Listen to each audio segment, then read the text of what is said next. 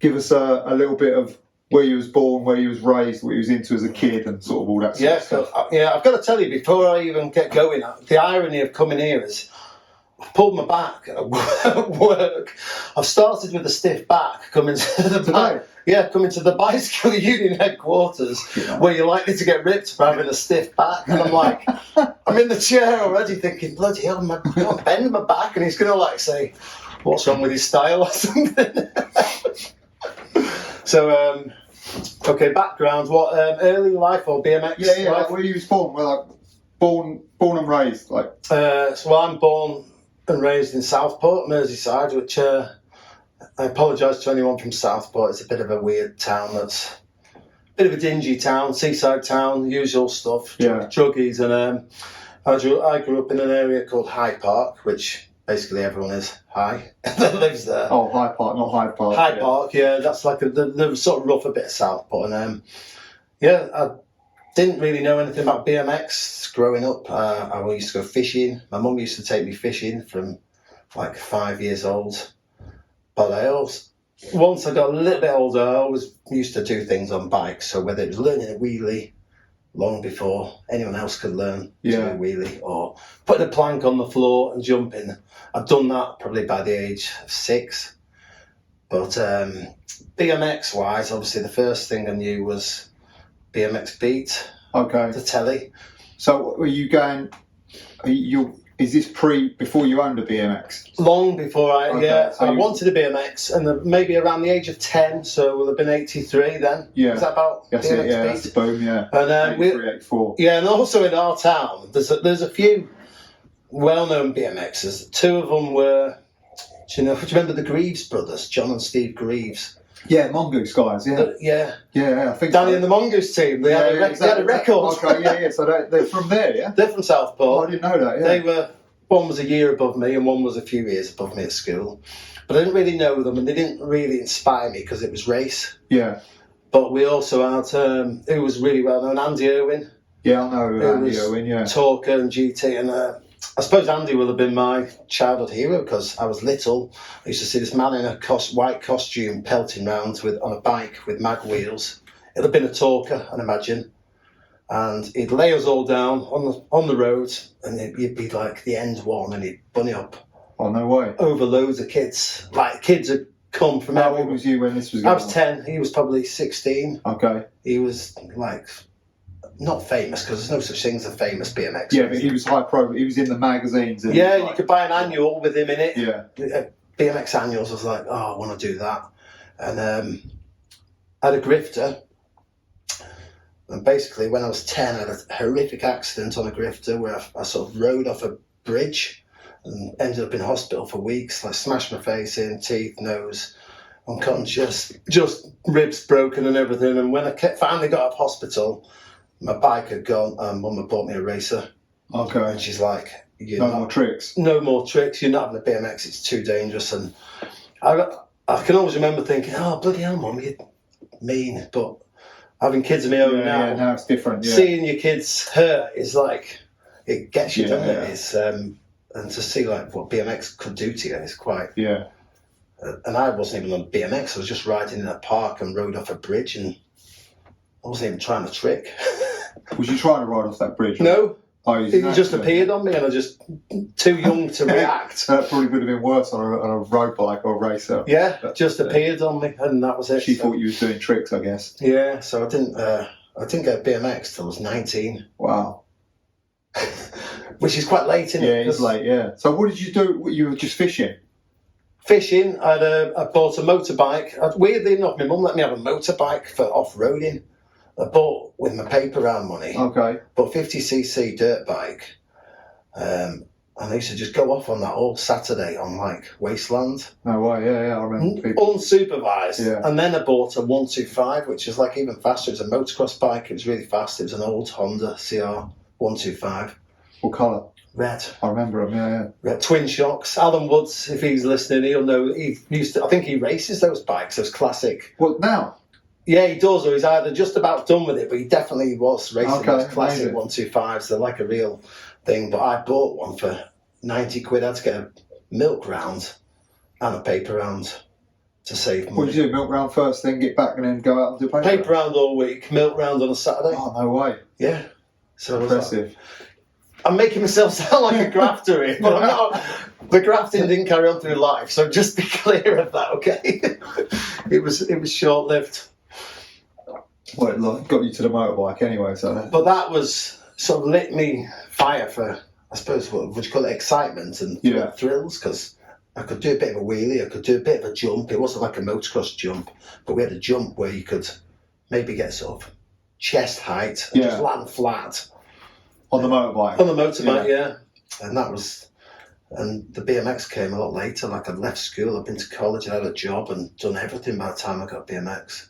And Andy, where did Andy Irwin, like, did you ever see him ride ramp or anything, or did you see him like? Yeah, I did. Yeah, he was.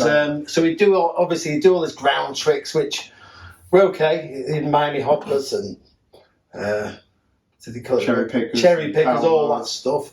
Rock walking. He could bunny hop bar height back then, which I guess could everyone or not? No, that's high. He could bunny hop really high because he'd do it and he'd be like. Yeah. But he also had a ramp down. There might be photos out there. He had a ramp down the side of his alleyway at his house, and he'd pedal down there and he'd blast theirs. Oh, he had a quarter, Quarter pipe, yeah. Like a 6 foot. Yeah. Narrow thing. I might have possibly have some photos, yeah.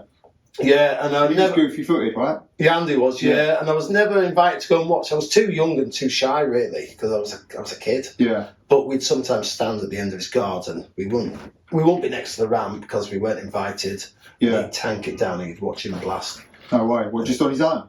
Yeah, and his brother rode as well. He had a brother. They both rode BMXs. Wow.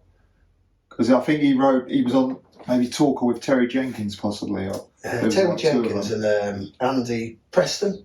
Was that GT? Andy Preston was on GT, yeah. Because he speaks really highly of Andy Preston and Terry Jenkins. Andy's son is called Preston. Oh, okay. Andy Owen named his son Preston after Andy Preston, so he obviously... Yeah. Did you watch it? I did Andy Preston. Yeah, it's wicked, yeah. Nice, yeah, and we got to know Andy Preston years later in life, like in my 30s, I got to know Andy. Right. Yeah, just in a weird, bizarre twist of fate through Alans, really. Nice. So, you get... How do you, like, first... Like, so you've seen BMX on BMX Beat, you've seen Andy Irwin, you've seen, like fragments of it, but then you get a BMX when you're 19. Like, what? How did that scenario unfold? Really weird. It obviously totally died. That was 1992. Yeah, it was on its arse completely. Yeah. No one around had a BMX that we knew of. I always wanted one. I got to the age where I thought, I'm gonna fight back to my mum. I'm like, if I get one, I'm getting one, and I can make my own mind up on my mind. How many years have passed between you? Oh, 9 years ago then, yeah. Okay. I wasn't mad, I was still a kid at 19, but and I was riding down the road one day, I had a Muddy Fox mountain bike, and this chav who I knew, Doyley, said, "Oi, come over here, fella." And he's like, he said, "Do you want to sell your bike?" I said, "Well, not really." He said, "Do you want to swap it for a BMX?" And I was like, I don't know, it's a Muddy Fox. It was top of the range, mate. It was a Muddy Fox Courier. They were like an alright bike. Them. Yeah. And I was like, I don't know. And I said, let's have a look. And it was an Amoco freestyler. Didn't know what they were, but it had double top tube and a few Peregrine bits. Was it white or chrome? Chrome, yeah. Okay. Had mags. Yeah. Laid back seat post. And I was like, yeah, take it. And so I was like, what do you do on it? And me and my best mate, Steve Gardner, he is a rider, but he's not really a rider. He still rides now. Yeah. But he was never a sender or anything. We just shared that bike to try and learn. Oh, way. Anything. We didn't have a magazine to start with or anything. So we'd like backups. So you just what you'd seen previously? Yeah. We was just trying to read bunny hops. We learned how to do them fairly quickly. And then like weird stuff like just bar hopping to land sat down on the handlebars. Agile enough to get my legs up there. Yeah. Just really weird stuff. Or we grind a front peg, you know what they call a trick nut. We just grind rest it up on something. Rest it up on a bench. It was Very primitive. And this was just you two. At 92, that would have been you wouldn't have seen really any other. We BMX didn't know ride anything that was. unless But it was a local. yeah, scene. but we got psyched on it. We were psyched No way. because we had a BMX. Yeah. I wanted one, and it died. Flipping heck. We used to get shit off people. Yeah, that's what I was going to say. Because that's like dark ages of. Abuse that's shouted out of cars. Because at 19, everyone's 19-year-old lads out drinking and shagging. Yeah. We were like playing around with 80s BMX. We were doing curb ends and stuff like. Yeah, that's fucking wild to get into it at that point. Yeah. And what's the map out of this Amoco into like a more progressive? Like, where do you go from there? You're just messing about doing old 80s flatland and like resting the peg on the bench and grinding. And how does the sort of first riding spot come about, or the first crew to develop? Yeah. Well, how does it advance? Yeah, we eventually, it wasn't long after, a few months, we heard there's this other fella who's one of my best mates to this day called Ruben. Okay. Alan Cantara, you know him? No, this is the real Ruben. There was this guy, Ruben, who's one of my best mates, and we'd heard about this fella who was really good on a bike, who still rode. I'm like, I've never seen this dude ever. Surprisingly, we hadn't seen him. He was 6'9". He's a giant. Yeah. He's a massive fella. And someone said, "Oh, I can take you round to his house." So it was weird. We went round to like meet this mythical man, and he was like, he could ride, and he had finesse, and he had tricks, and he was good at it. He was a BMX. He was a BMXer again. He'd done it since. He'd stuck with it right through the early days and through the death of it, and was still riding. We just became friends, and he'd teach us stuff. We wouldn't really teach us, he'd do stuff and we'd just copy him. Yeah.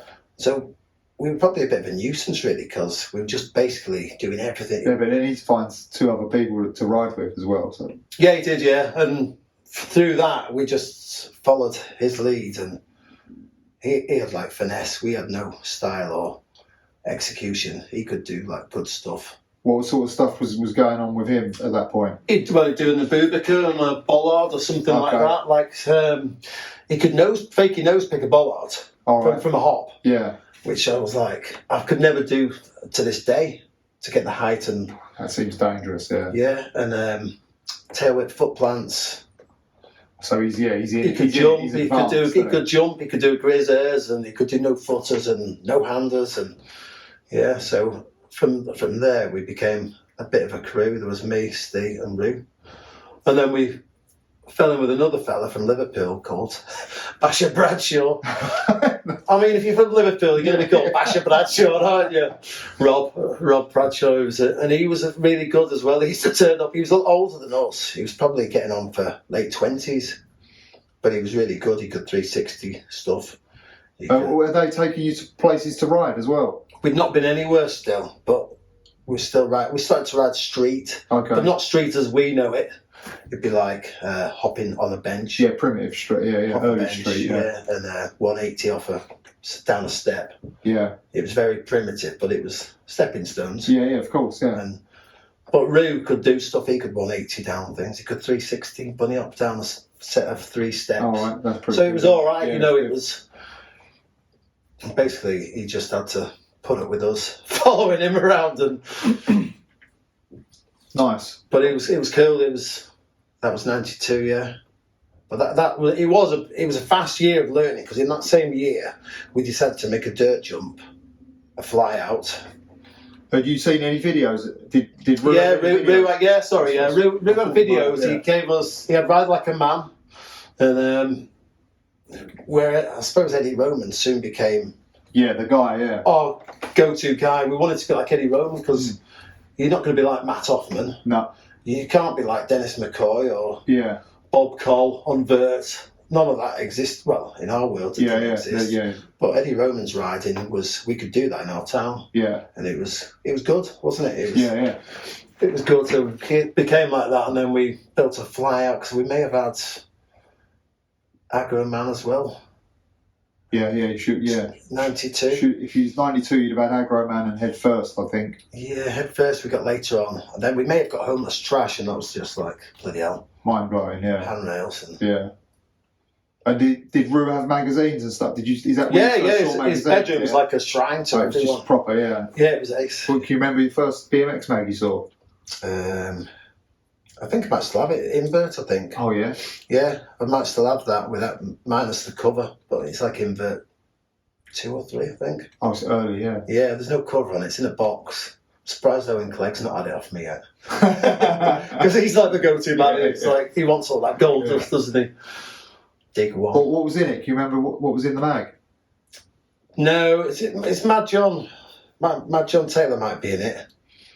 Don't remember a lot about it. If it was easy. A lot of it was black and white, wasn't it? Yeah, that's it. Yeah. A lot of it was black and white, and that didn't really appeal to me. I know that sounds snobby, but Yeah. I wanted to see. You wanted to I had see. more annuals than I had. Okay. Because we go to charity shops and Yeah, the old annuals. Because it's the end of yeah. it, there'd be annuals everywhere. And I've still got some of them, which are cool. Nice. And where'd you go from your early starts now, like you're just sort of filtering out? What was the riding spots that you ended up going to, like in the early 92, 93, whatever it was? Hardly anything. Rare unit ramps. Yeah, that's it. Yeah. 2 of them in Southport, 2 panels wide. So, what about the skate park? It was still existent. Do you know the skate park? Yeah, legendary. Legendary, yeah. Well, it was just deep in water. Nearly all of my life. We rode it, but it was just deep in water forever. It'd drain occasionally, and you'd climb in, and you'd just be chucked out straight away. Because the track's still there as well. The track had gone. Okay. By the time I got going. Yeah, because Tony Alva opened that skate park. I've got pictures in BMX newspapers of that skate park. There's a guy called Andy Lomas. You know that guy? I think he's from Southport. Oh yeah. And he's got pictures like first foot plants and stuff like that. Yeah. I mean, Tabron is from Southport. Oh, okay. But our paths never crossed till much later in life. Yeah. Because I think he had sort of made it, and he was He'd moved. Yeah. He'd moved on, and he was doing well. He was travelling, and he was a vert rider. Yeah. So we were different things altogether. But I know Tabron used to have a vert ramp in his garden. All right. In Southport. Okay. He's from quite a posh area. All right. He was the other side of town, Tabron. He wouldn't have come where we lived. Well, how big Southport though? It's not big, right? Not that big, no. I mean, you'd know everyone. You'd know a lot of people in the town, and still would if you go back. It's but yeah, that skate park though, it was called Slippery Slopes, and it was cool. They had a snake run, some hips, and I think Tabron, they had what they call a death slide, which is like a massive vert quarter for going in a sack. All right. But it was like 6 foot vert. For just to slide down. To slide down without the bike. But Tabron, I remember this. He got a run up. He put loads of planks down. He got a run up. He tanked it across. This is one of the few times we ever crossed paths. Tanked it across the skate park, and he aired about a foot. Oh, okay. Which was massive. Which is ridiculous. We used to try and ride it. We couldn't even get halfway, and it was terrifying. And he got a foot out of this thing that had about 6 foot of vert. It was a kid's slide. It was like plastic, like padded plastic. Interesting. I wonder if there's have you Google searched that skate park? No, I've got some old photos of us, which we're just doing flyouts. I remember the stories of you guys riding there. Yeah. Yeah, we used to just like flyouts. Yeah. I mean, that would have been the era, though, wouldn't it? Who doesn't like flyouts? Yeah. You don't have to land or nothing. And the metal rare units were in Southport as well. Yeah, we had 2 of them. One in the 2 parks. There was 2 parks. There were the 2 panel ramps, maybe 3 foot high. Would you say? I've seen pictures of you riding one online. Yeah. Yeah. Little. Yeah. 2.5 bar spins. Is it first manual or something? Maybe there's something online of you saying you did a first something on one of them ramps. It might have been a 540. Yeah, it was not a 540 bunny opt. Okay. I don't even know how I came to that, but yeah. And they were both the same height? Yeah. Eventually they may have put them together. But we had to travel to a place like Wakefield. Did you ever go there? Rehab? Yeah, of course. Yeah, went there loads. But that way, I remember it was too intimidating because we went. That's later on, isn't it? Wakefield was...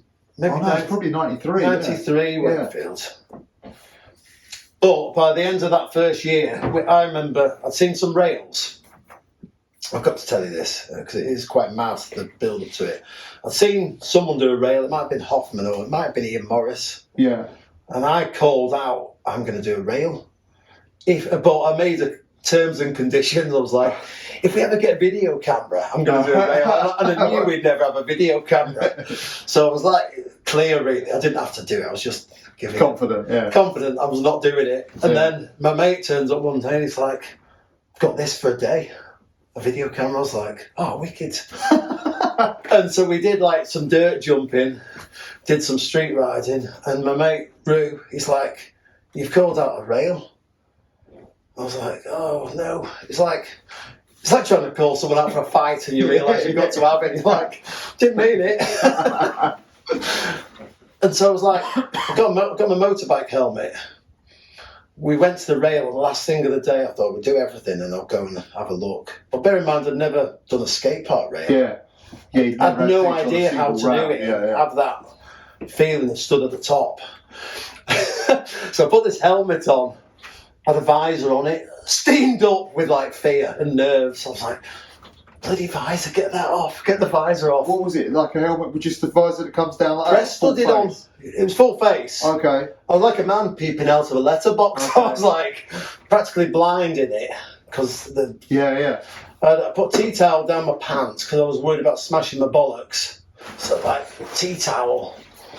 I think I wore two pairs of trousers in case that helped. And I told everyone to stand around to catch me if I missed. And of course I missed. I missed like 7 in a row, and not one person was quick enough to catch me. And how many steps was the rail down? Do you remember? The 8 or 9 steps. Oh, decent, yeah. Yeah, it was a left-handed rail. Square rail or round rail? It was a round rail, it was left-handed, and I remember thinking, oh, I was smashed in, I was done in really bad. And there was a lad filming. We gave someone else the camera to film because they were all stood waiting to catch. And I just thought, I've got to do it because I've had all them crashes for nothing. And we've got the camera, and I'd had the crashes and the fear was gone. You just crash it then, aren't you, for repetition's sake. And then I think 7 or 8 goes, hopped on and rolled off and did it. Oh, you did it, yeah? Yeah.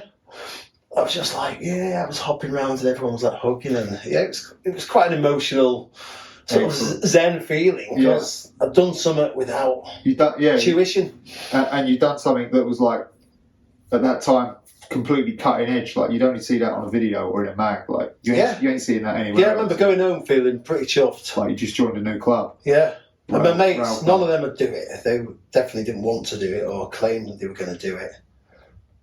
I didn't think I was going to do it, if I'm honest. And what were the crashes? Everything. Everything from split kipper, tea towel, tea towel grinding, split kipper over the pegs missing. I think I might have gone to a disaster and then over the bars. One of them had got on it, then just didn't pull up, so just ploughed into the ground because I had no knowledge. Yeah, you didn't know. How it's gonna. It's quite gnarly. Yeah, it is. Yeah. Still is, I think. But survived it. What pegs? Can you remember what pegs you had on there? Yeah, Horror Fusion. Okay. Screw on. Yeah, that's what I was going to ask. Were they screw on? They were screw on pegs on a 10mm axle. And the bike. The bike's kind of interesting because he was an iconic figure. It was an MRD Badlander. Oh, no way. White. So Tim March's. Tim, if you're out there, that is not a bike designed for handrails. And I think I had Harrow knee savers. They were right far forward. It was just not a street setup. It was just have a go. And well, in 92 or 93, when was this? 93 probably, wasn't it? Handrail. I think it may have been the end of that first year. I've got a feeling it was the winter of that. It was like near Christmas. Yeah. It's dark. When I did it was like dark at 4 o'clock. Yeah, in 92, that would have been, your bike would have been like half made up from stuff from the 80s and half made up from stuff from the 90s. Everything we had was leftovers. Yeah. Alans had a small selection. Yeah, you go into, you may have never gone, it was a record shop. I went when it was a record shop. Did you? Right, it was wicked. And he had 2 talkers. Yeah. That was all the only stuff that... Well, for us it was like, oh, shit, what can we afford? And this was around that. This was probably 92 or 93 when I went there. Yeah. Yeah, there was a lot of leftover stuff. Yeah. Magazines, and we soon broke them. Oh, you started buying through that stuff from Alans? Yeah, and I'm not saying we broke them because we were really gnarly. It was just you'd 180 on the flat and land 90. Snap a spoke. And the mags were. He probably had them a couple of years already, so yeah. Yeah, nothing was. Mags had died in the mid-80s. I think I snapped a frame within the first year. That Amoco, just the head tube came away. Yeah, I'm not surprised. Just doing nothing. It's just mild steel. Yeah, it wasn't like. But wait, is that where the MRD came from, Alans? No, it was. I think someone that used to ride. It might have been this lad called Marcus. Okay. Marcus Humphreys rings a bell. This guy Marcus claims he beat Matt Hoffman in a contest, but he beat Matt Hoffman in a flatline contest when Hoffman wasn't Hoffman, but we know him. But Marcus did beat him. I think he genuinely did beat him in a flatline. He must have got the US or something, probably. That's like saying I beat Ronnie Corbett in a fight, isn't it? You know, when he was 75. Oh man. But yeah, they were wicked days, and obviously you remember them. You've rode longer than me, and I suppose discovery is sometimes better than everything you have, isn't it? Yeah, totally. Yeah, I'd say that's fucking damn true. Yeah. Yeah. And where'd you go from there? Like, so now you're going in. If that's the end of '92, what comes up next? What are you doing? Are you working at this stage of? I've been working. Didn't like work. Who does? Yeah, no one did that. Yeah, no one did. I had an engineering job. Went to art college. I was basically a student. Yeah. Even though I was 20, getting on for 20 then. Art college, which suited me because it was creative. It's sort of creativity goes hand in hand with BMX. Yeah, totally, in every way, whether it's a magazine or a photo or a drawing or it's wicked in it, and it's a good foundation for music. Yeah, and the people as well. They're not. For the most part, yeah. Especially back then. Yeah, they're not the knobs that you used to hang, you know. As a kid, I was very insecure. I was shy. Believe it or not, I was shy. Yeah. Didn't have many friends. My best friend, Steve, we were ZX Spectrum nerds together before BMX. Locked away in a room playing Jet Set Willy. I remember Jet Set Willy. So, but when you go to college, you meet people that you like, and same with BMX. Yeah, people that are not pinned to the mainstream. That's what I had the same sort of thing when I was a youngster. It was like I didn't want anything to do with like football and all that. You know, that's that kind of way of life. Is just like, no, well, I'm not fucking doing that. I don't care about that. We're doing our thing, yeah. And our school was quite like that. It's right through school. It's footy, fighting, fight and beer. And I was none of that. I was a kid till I was 20. I'd say I was like a little lad. I wasn't a man. Even when I was 20, I was shy. But I suppose you meet BMX people and they bring you out. They bring you into who you are, don't they? Well, you find a world that you can live in rather than like one that you just a bit sort of like didn't really want to stick your head up. Yeah, or like. and there's piss taken in BMX, but it's done with affection, isn't it? Yeah. For the most part. Yeah. Till you come down in this bicycle union headquarters and start calling you out on goofy footed and bow-legged X's and stuff. I can take you down though, John. It's all right. So you're at college and like you're still riding. When do you find like other scenes like? That came a bit later. What do you find first? Liverpool or something? No, we used to ride Liverpool street, but not like street. We used to go to Wakefield rehab. Okay. And then we fell in with a bit of a Yorkshire crowd. So we met people like, Wolfman. Yeah. Jamie Bestwick was there. We didn't know him. He was too good. Yeah. John Taylor was there. Yeah. Didn't know him. He was too good. But there was some others, like a guy called Yob. You might know Yob. He does Mark Kerwin. He does those little drawings. Yeah. Yob, I became really pally with him. Wakefield Rob, do you remember that name? Yeah. Had an interview in Ride as a girl. Yeah. And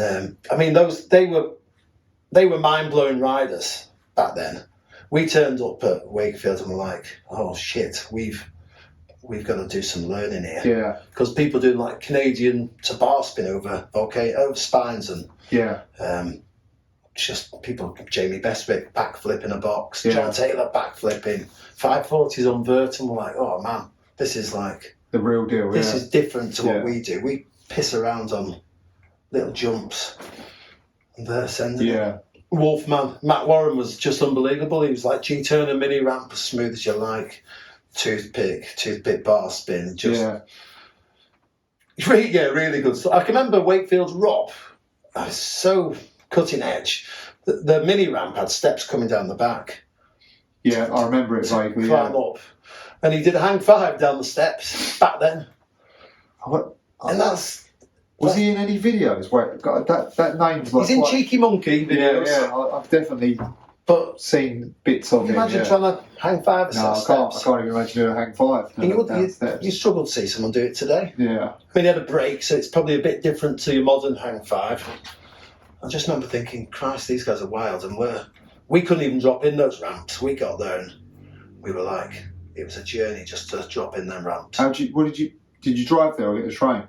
Bradshaw was the only one that had the car. Okay. He was older, he had an Audi. We had to dismantle 4 bikes, put them in the boot. Yeah. Build them up. Well, what setup was at Wakefield? Vert ramp, jump box? Vert ramp, we never went on that. They had the jump boxes, mini ramp, spine mini, grind boxes, so like grinding ledges, all that stuff. Later on, they had a rhythm section. Yeah, okay, that's when they knocked that other bit. Yeah, but that was a creative place. I mean, people were pushing stuff.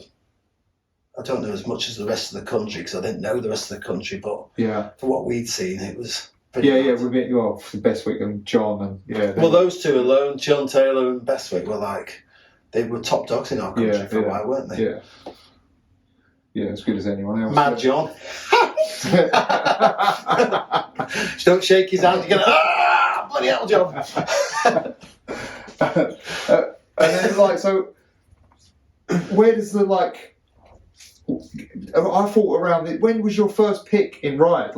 So you must have been getting the mags now, yeah, and now it's ride that mag. Yeah, we're buying rides. We were studying it, sort of learning your craft, if you like, but. I wouldn't have said I still had a direction of ride. I was still trying to I'd be messing around trying flatland. Then I'd try a jump. Then I'd try you're just some riding. street stuff. I hadn't sort of found myself, if you want to call it that. I moved to Exeter in '95. Okay. Oh, sorry, Plymouth. I moved to Plymouth, but straight away there was a competition. Had you not been to any events before you moved to Plymouth? Went to watch one. What one? You may have been there. Radlands, when Matt Hoffman came. Yeah, I was there, yeah. Were you there? He didn't ride. No. I was only there for Sunday. I think that was 2 We days. just watched. We didn't have a bike. We were two. Yeah. What year was that? 93. 3. Yeah, we were too scared. We were definitely too intimidated to have a bike. But but my mate Steve had gone to uni in Coventry, and he got friendly with, you might know him, John Pratt. Yeah. And he's like, oh, there's a comp. Matt Hoffman's going to be there. You need to come and have a look. We've got a photo of us, me with a little spotty face, sidebarting, and my mate Steve with Hoffman in the middle. And Hoffman's like a man. He's like tanned. He's got stubble and we're like spotty kids and but he didn't ride it. I think he done himself in. I think he'd crashed maybe the day before. But there was other madness going on. I think Zach Shaw may have been blasting vert. Yeah, that's it. John Pratt maybe did a fakey flip on a mini ramp. Does that ring a bell? Pete, on that, everyone was that was what the fakey. Did everyone try a fakey flip? Yeah, it was on the big wide 6 foot mini, wasn't it? Sandy was there. I think he tried one. Yeah. There was a bunch of people. Maybe Dennis Wingham. Alex Leach there as well. Yeah, that's it. Yeah, Alex. Jerry was there.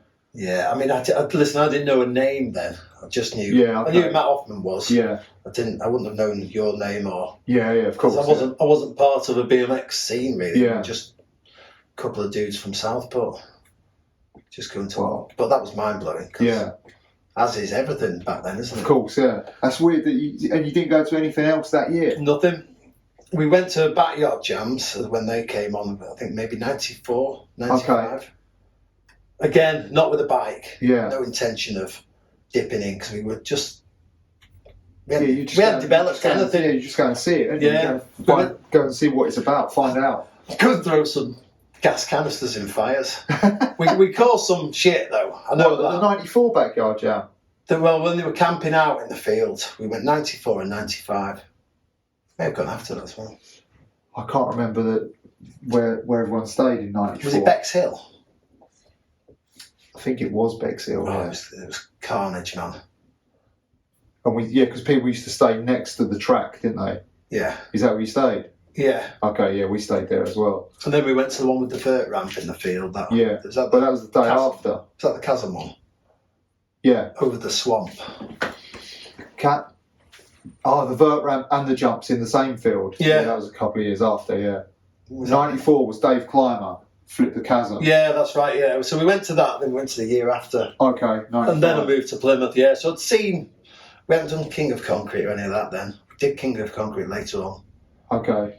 So you only did like roughly one a year for a couple Yeah, because of we years. didn't know where they were. It's like, maybe someone knew. We knew backyards, obviously, because the whole world wanted to go to backyard jam, didn't they? It's like Swamp Fest, but back then. We did some terrible things, man. We pushed a toilet over with someone in it. I remember this story, yeah. Door down. Yeah. We just heard splashing and we just ran. We couldn't run for laughing. I shouldn't even say that because the guy's probably out there now looking for vengeance. He goes, Northern John, right, I'm coming for you. There was a few of us. I might have just been the final finger that pushed. And I can remember there was a bloke pissed next to a fire, just slumped. And my mate, we standing around this guy called Mad Pete. He got a can of beans, sealed, and just chucked it in the fire.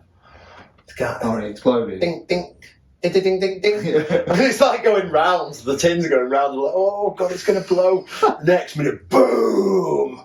The guy's like patting himself out. It was like napalm everywhere. There was just like orange glow in the night. And this man patting himself out. It was quite naughty. Magic. So Ian and Stu, I apologise for any mischief. You didn't wreck the burger van, no? No, I didn't touch a burger van. That was wrecked one year. No, I didn't touch that. And then, so you end up in Plymouth, what, for study? Yeah, I went to do not an arts degree, I went to do a HND and then a degree on the end of that. I just wanted to, there was no real reason for Plymouth, I just wanted to be independent. Okay. And I just wanted to branch out. So it was just sheer luck. Sheer luck, yeah, it was the first one I picked and I got in. Cool. And that was like, I imagine that's probably where I started to define who I was and my riding, because it was a street-orientated city. Yeah. So if you wanted to ride, you had to ride street. Yeah. There was no skate parks. But There was the nearest place, like ramp or skate. oh, Mount Hawk outdoor.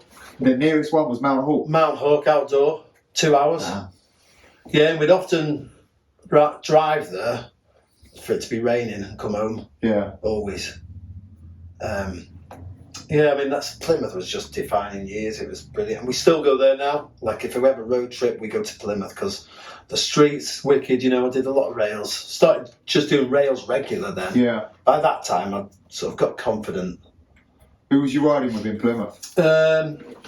Well, one of my best mates, Steve Wilson off the telly. Oh, yeah. You know him, Mr. Eyes and Teeth, love his Eyes and Teeth. You came up last time when I was speaking to John, yeah. Yeah, so Steve, he's still one of my best mates. In fact, Steve married me and my wife. He was like a sort of imitation vicar. Oh, right. So he was doing TV stuff then? He was doing kids' TV. He was just at the beginning of his journey then. Okay. Yeah, And he's from Plymouth? He's just outside Tavistock, yeah. Oh, okay. Met him, obviously, Martin Tamblin, both Tamblins, because both... So they were tiny kids then, yeah? Same size as they are now. Yeah. Them little buggers, they never grew. Yeah, but he was a little kid, Martin, bless him. And obviously Robert Brown. There was another guy, Tommy Bowers. You know, All of them. They were crackers then. They were dirt jumpers more than anything, but they were really good. Yeah. And so I rode with them a fair bit and fed off them, and they probably fed off me a bit. And if I did a rail, he'd do another one, and so on. There was a few double kink rails in Plymouth, and like he'd done one, I'd done one. I don't think we both did them both. Yeah. Because they were gnarly. They were both gnarly, and once I'd done one, I never wanted to do it again. they say never go back. I did go back and I broke my thumb. There's one rail in particular that's eating everyone. I think maybe Scott Malyon had a go on it and got hurt. Okay. There's a double kinker in Plymouth. Everyone's been eating on it. Did the Tamblins have their jumps at this stage? Yeah, at the back of the garden. Yeah, go and ride those sort of trails, you might call them. Yeah, it was cool. I mean, they were doing double truck drivers and I remember 720s and just slinging the bars, catch them wherever they land. It was good. Yeah, nice. It was wild. But was this? You had a picture in Ride doing that. That was an early row, I assume. Was it a vertical picture, like a sequence? Was it a rail? Rail hop. There's a rail hop. That's the same double kinked rail that I did. What the first picture you had was a rail? No, hop? my first ever picture was at the Exeter Jam. Okay. And that was obviously I got wind of the jam that Tim Ruck had organised. You were living in Plymouth. Yeah, that's an hour away. So we went over. I went with 3 lads that didn't even ride BMX. They just went to watch the BMXing. And I met Tim for the first time. And he's like, I was obviously sending it a bit in practice. I just wanted to ride. I didn't want to do a comp at all. Because I didn't want eyes on me and that feeling of pressure. And Tim's like, oh, you'll ride, won't you? And I was like, no. He said, come on, you're doing all right. You have a go. I said, go on then, I'll have a go. And he went, what's your name? And this is the story of Northern John. I went, it's John Deprieelle. And he went, spell it. I went, Deprieelle. He went, fuck it, you're going down as Northern John. Oh, that was it, yeah? And it stuck. Excellent. Yeah, so Tim Rock gave me the name, and it was like, just his laziness, he couldn't learn Deprieelle. And I was from up north, so I was going down as Northern John. But, I think I did a few tricks. I think a 360 to double, I might have done a toboggan, did an X up. Yeah. And that was the first picture in Ride. Okay. Taken by Chris Quigley. Oh, yeah, I know that name, yeah. And he was like sort of contributor. Ride photographer, yeah. Ride photographer. Yeah, Quigley took that. And that was my first ever pictures. Where did you come on that, in that contest? I think I got like a second in street and a third in dirt. Oh, no way. They had a car. I remember the jam you're talking about. A picture of Ross Hill, was it that same? Ross Hill, he did it. He won it. Ross Hill was really good. He won it. He was stylish. And he could do like turn downs and stuff I was never going to do. Yeah. Tabletops. I didn't want to do a tabletop, to be honest. I wanted to do half bar over at Austin Allegro. That's what I did. I remember doing a bar spin over the car. They had an Allegro lengthways. No one even knows what an Allegro is unless they're of our era. But we can show a picture, don't worry. That was what they had, and did a half bar spin and 360 and Allegro lengthways. Who came first? In the street? I don't know, but Grot Bags was in it. In street? Yeah, and dirt. Did you meet Grot Bags? Yeah, I didn't know him. I got to know him a bit and met Paul a few times later on in life. But Paul might have placed in the top 3 because he could air a bit and he could jump. He couldn't air. Couldn't air. No, maybe. No, but he did. He flew. He did a fly out of the quarter onto the start hill, and it was quite a gap. Okay, yeah. So it was more of a gap. Yeah. But they had a rail coming down and stuff, and I did rail stuff then, so I was the only one doing handrails. Okay. Although I think Tim Ruck might have been like doing a primitive version of a crooked. Yeah, I think you might be right. Yeah. You know, Tim was quite a good rider. Yeah, he's innovative as well. He's quite a fragile-looking fella, but he was quite a good rider, Tim. Yeah, he didn't mind rolling the dice either, really. Yeah. So that was my first ever comp, and I was just thrown in. No choice, you're doing it. In there with Grot Bags, yeah. Grot Bag, yeah. Kai 40 may have been in there. In fact, I think I said, Kai 40 didn't do that great. He was early on in his riding as well. He was a racer, but he's young as well, wasn't he? He was young, yeah. It's the only time you get to beat them when they're little. Make sure you beat them when they're young. Give them a hammering down and make sure they stay that way. So that picture I was thinking of, I'm sure was an early rail, and you was like doing the fist punch at the end. The punch. Oh yeah. Which was like, I remember people like bringing that up, like getting ripped. Air punch, it was like a bit of a thing, like What's the air punch in that for? The air punch. I didn't really pay much attention to it. It wasn't one of mine, but wasn't one of your rips. No. But I remember a few other people picking up on it and being like, look at this guy, air punch. He celebrates. Yeah. Celebrate opening a bag of crisps. Yes. Do you want one? But that's the one I remember as the first one. That's funny. That was just must have been the first one. I think after that, Chris Quigley did an interview, a 2-page. Was that like an intro or something? It was before they did Informers. Okay. So 2 pages. I think I had my trousers down on one of them. Bloody Mooney. It was a nose wheelie down a ledge and a rail hop with an air punch, maybe. Okay. Oh, weird. I've done more than one air punch, mine. So okay. I might have it wrong. It is fairly standard. Yeah. That's all good. I'm all up for it. You had a helmet as well. Yeah. Yeah. Okay. Because I remember that. Back then, no one had a helmet either. I remember that being a thing as well. But yeah. I may have worn a helmet to make it seem like I was better than I was. Like, he's got a helmet on, he's going to do something good. I probably always wanted a full face, but after the rail incident, I was never wearing one again. They were just stifling. You can't see your blinds with a full face. I don't know how vert riders can do it, because that blocks out anything you can see. Yeah. It's weird. Yeah, those guys are so high up. They can see it coming a long way down here. Yeah. And what was that like? The like getting your picture in the mag, like that's a pretty good feeling.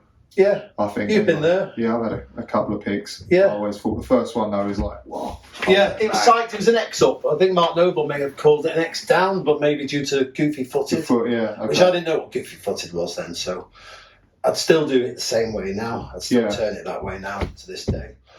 Into the back foot. Yeah, it's probably an X down, is it? Yeah, I'd say it depends. If you're doing an air your normal way, it's probably an X up, right? But if you're going straight, I would say it was an X down. It was good because it was a double, and I remember thinking, I'm high up there, because I probably wasn't high up, but with a fisheye lens, you know what they're like. Middle, it was good. Nice. It feels good. It was a bigger double than we'd ever rode or made. We had doubles back home at Southport, but they weren't like that. They'd made one for people sending it, you know. Well, they made it specifically for that. Yeah, it wasn't part of the racetrack. It was just a double they'd made. Nice. And it was good. It's nice, isn't it, getting a picture? It feels like you've just sort of like achieved something that you always wanted to achieve. When you was like first started, you could never even imagine being in a mag. But then when you get into a mag, you're like, whoa! And do you know what? The club of these guys all in a mag. Yeah. If it'd been one picture forever, I'd have been happy with that as well. Yeah, totally. Because not everyone can end up no one can end up in a magazine now unless you get one of these Vice Communion magazines. They're available now, by the way, from all good retailers. But you haven't got a chance of being in one of these anymore. So we sort of lived in the best day, really, didn't we, when you have to buy something and study it. And study it you would, wouldn't you? And the fact that somebody else thought your riding deserved to go in a mag was also a kind of like, instead of now, you just post myself on Instagram, but then it was like, I've never really thought about it like that. But then it's like someone's like, this is cool, I'm gonna put it in. It's good feeling. And what was Chris Quigley like? Yeah, he was ace, Chris. Where was he from? He was from Bournemouth way. Okay. He's loosely connected to Mark Noble, I think. Chris Quigley's sister is married to Noble. Oh, okay. I'm pretty sure that's the connection. Right. Correct me if I'm wrong, Mark. But he was a photography student at Plymouth. He had a BMX. He was a bit of a rider. He's still a mate now, Chris. And he did a bit of freelance. And he was quite a good photographer. He was decent. He had decent kits. He had a fisheye lens, which not many people had. Which was big time back then. That was big time. Yeah. They were expensive, weren't they, back then? To have a fisheye lens. And he had flashes. And he took it fairly seriously. And most of the time he got all right shots. Yeah, nice. And that was the start. You featured in the mags quite a bit after that, right? I think so. Over the years, done all right. Yeah. If you want to call it doing all right. Right, it's doing all right. Well, it is doing all right. Listen, everyone, I don't care who you are, you can be bloody... I bet Taj gets a buzz out of seeing himself in a magazine. Some people play it off like they're not bothered. Yeah.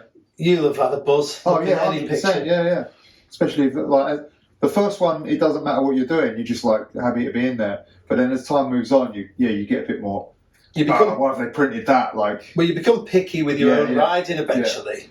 Early on. It's understandable as well. Yeah, you become I became picky to a point. Yeah, I think that's normal as well. Because if you think you've done something good and they've put something in there that you don't think is as good as the things you were doing, then you kind of like, yeah, well, it's like when a non-BMX photographer takes a photo of you and thinks it's good. Yeah. Well, you cropped in, and you're like, what have you taken now? Yeah, I did a table then, and you've gone. Yeah. Yeah, right. A bloke once, I was riding at Southport skate park, the one they have now, and there was a bloke on the pier, and he went, do that again. I was blasting some alright tables at the time, like 5 or 6 foot out, folded. He went, do that again, will you? I went, no, I'm not just doing that for a member of the public, clear off. And he's like, I'll give you a £5. And I went, oh God, it's like my Achilles heel money. And I was like, yeah, go on then. So I blasted a few. He's like snapping away. I thought there was no thought process, and I went, is that all right? Would you like me to do another? And I felt dirty. He folded up this £5 and like flicked it at me and walked away. I felt totally used, but it was £5, John, so 5 is fine, okay. But I thought, I bet his picture's shit because he's just snapped away willy-nilly. Yeah. He'll have had it at the wrong time. I think he sounded like he was pissed that you actually asked him for the £5. His name was Pete Hawkins. You might have heard of him. I was offered a massage as well. Too old. Too old for the massage. But what about being goofy-footed? Like, when did you discover that being goofy-footed was like a thing? Like, Loads later. Oh, later, yeah. 98. Oh, 98. Okay. 98. I can remember everything about discovering. I wasn't goofy for years. Did everything left-hand side for years. What do you mean? What, you started out normal and you turned... Did everything left. You transitioned to goofy? Yeah, I'm transgendered to goofy footed. I know, so yeah, like some of my old clips, everything's on correct. The outside? Yeah, it's left-hand. My first rail was left-hand. No way. Every rail was left-hand. I did a double kinkers left-handed in Plymouth. Moved back to Southport after uni, and everything in Southport was right-handed in my own town. Shit. And I'm like... Well, what way did you used to turn when you aired, though? Both. I didn't. Oh, okay. I wasn't really... Didn't have the finesse to go... You hadn't mastered, like, airing properly. I wasn't airing. Yeah, okay. All right. Not that I ever did, really. I wasn't never a master of airing. I was... but I could. Yeah, you could. Yeah, I'd say, yeah, you can do it. Yeah, I can do it enough, but I wasn't like, whoa, he's gone dead high. I wasn't. Yeah, but still, like, yeah. But came back and I'm like, oh, I want to do an ice pick down a rail. It's right hand side. I want to do a pegger. I want to do toothpicks, and everything was right. So I just started doing that. And you just put 2 on the other side. You didn't get. Did you have 4, or you just? I'd always had 4. Oh, you'd always had 4. I'd always had 4, and they were never really used. They were just on it. And then you preferred to use the right side after a while. Just stuck, and that became natural. I mean, around the time I met you, PlayStation days. I'm just skipping forward, but briefly, I'd do everything both ways, and I wanted to do everything. Okay, but that was a conscious thing. You wanted to do everything both ways. There was a crossover when I could do it both ways, and then it gradually faded out. So the goofy was like, oh yeah, and then people would say, oh, goofy footed, your feet are on the wrong way. You didn't give a shit? Didn't give a shit. Said, don't seem like a person who'd give a shit. No, it never even registered. I mean, Graham Hardy still gives me shit to this day. Like if he sees a picture, he's like, your bloody feet are on the wrong way and all. And I was like, right, well, yeah, they are, but Scott Malyon, come on. Yeah. Mike Aitken, all the greats. Yeah, I'll just tag myself in there. Stu King, yeah. Yeah. I mean, did they know? Did they know they were goofy-footed, or were they aware of it? Or? Well, Stuart was so good that it didn't matter. But and because he rode with us anyway, it was not. We never cared about it anyway. But he would have known that he was goofy. He would have known. Yeah. Yeah. It took me 6 years. I was 6 years in when it dawned. And then I became ambidextrous for a year or 2. That's early to be turning tricks both ways, isn't it? But I was governed by the town I lived in. Don't get me wrong, But still, it wasn't really. Don't get me wrong, I left that town a lot, but it was bread and butter riding. Yeah. So I could go and do rails every day. Yeah. I wanted to get sharp with just going out and not being scared, like all that. Probably the same as I imagine Ian Morris has had similar things. He was like sending rails just willy-nilly with no thought conscious. Conscious. Did it ever like get unscary doing rails, like at that stage? Yeah, it became a bit blasé, and then you see a few accidents, or you have a few, and then it knocks you back into shape. I can remember Will, actually. I mean, I'm not jumping forward too much, but I watched Will, who was like the most natural rail. And smooth as well. The most controlled, and he had a face plant once. I was like, shitting out. He was like in a bad way on the floor, practically having a fit and blood everywhere. And I thought, shit, if it goes wrong for him, he's super good. I'm all right. Yeah. Yeah. You only need to see a few, and then it wakes you up It goes wrong quick. Blasé is a bad thing, isn't it, sometimes? Yeah. For anything, whether it's airing ramps or rails or trails, I imagine there's anything, anything can go wrong, but rail, you're testing it. Because you don't know about it until you're waking up with the crowds around you. Yeah. Yeah, but touch wood, I've been all right on rails, really, because I'm always ready for them. I know they're dangerous. Yeah. Still toy one? Well, I did one at 50. Fucking hell. Yeah, did a rail manual at 50 as well. Went out with Will. I met Will on a week before I turned 50, which is nearly 2 years ago. And it was like, come on, we're going to do some rails for breakfast. Marcus Vilkas. Whereabouts? Skemersdale. I was up north. I was like, come on, we're going to Marcus Vilkas down. Rails for breakfast, no problem, yeah. And that morning, Will ate shit on a small rail. I was like, oh, God, he's crashed again. What bad?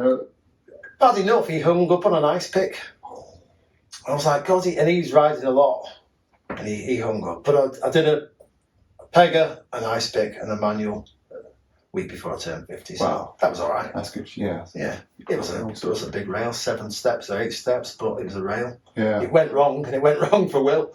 So, but yeah, going back to that was goofy. That was the switch around was the town, and it was probably a good thing, really, because you expand your skill set, don't you? Goofy's good for some tricks, isn't it? Like really good for some tricks. The goofy gift look back. Yeah, and the 1 foot. Yeah. You know, you get that one, didn't you? So. I don't know, don't do it.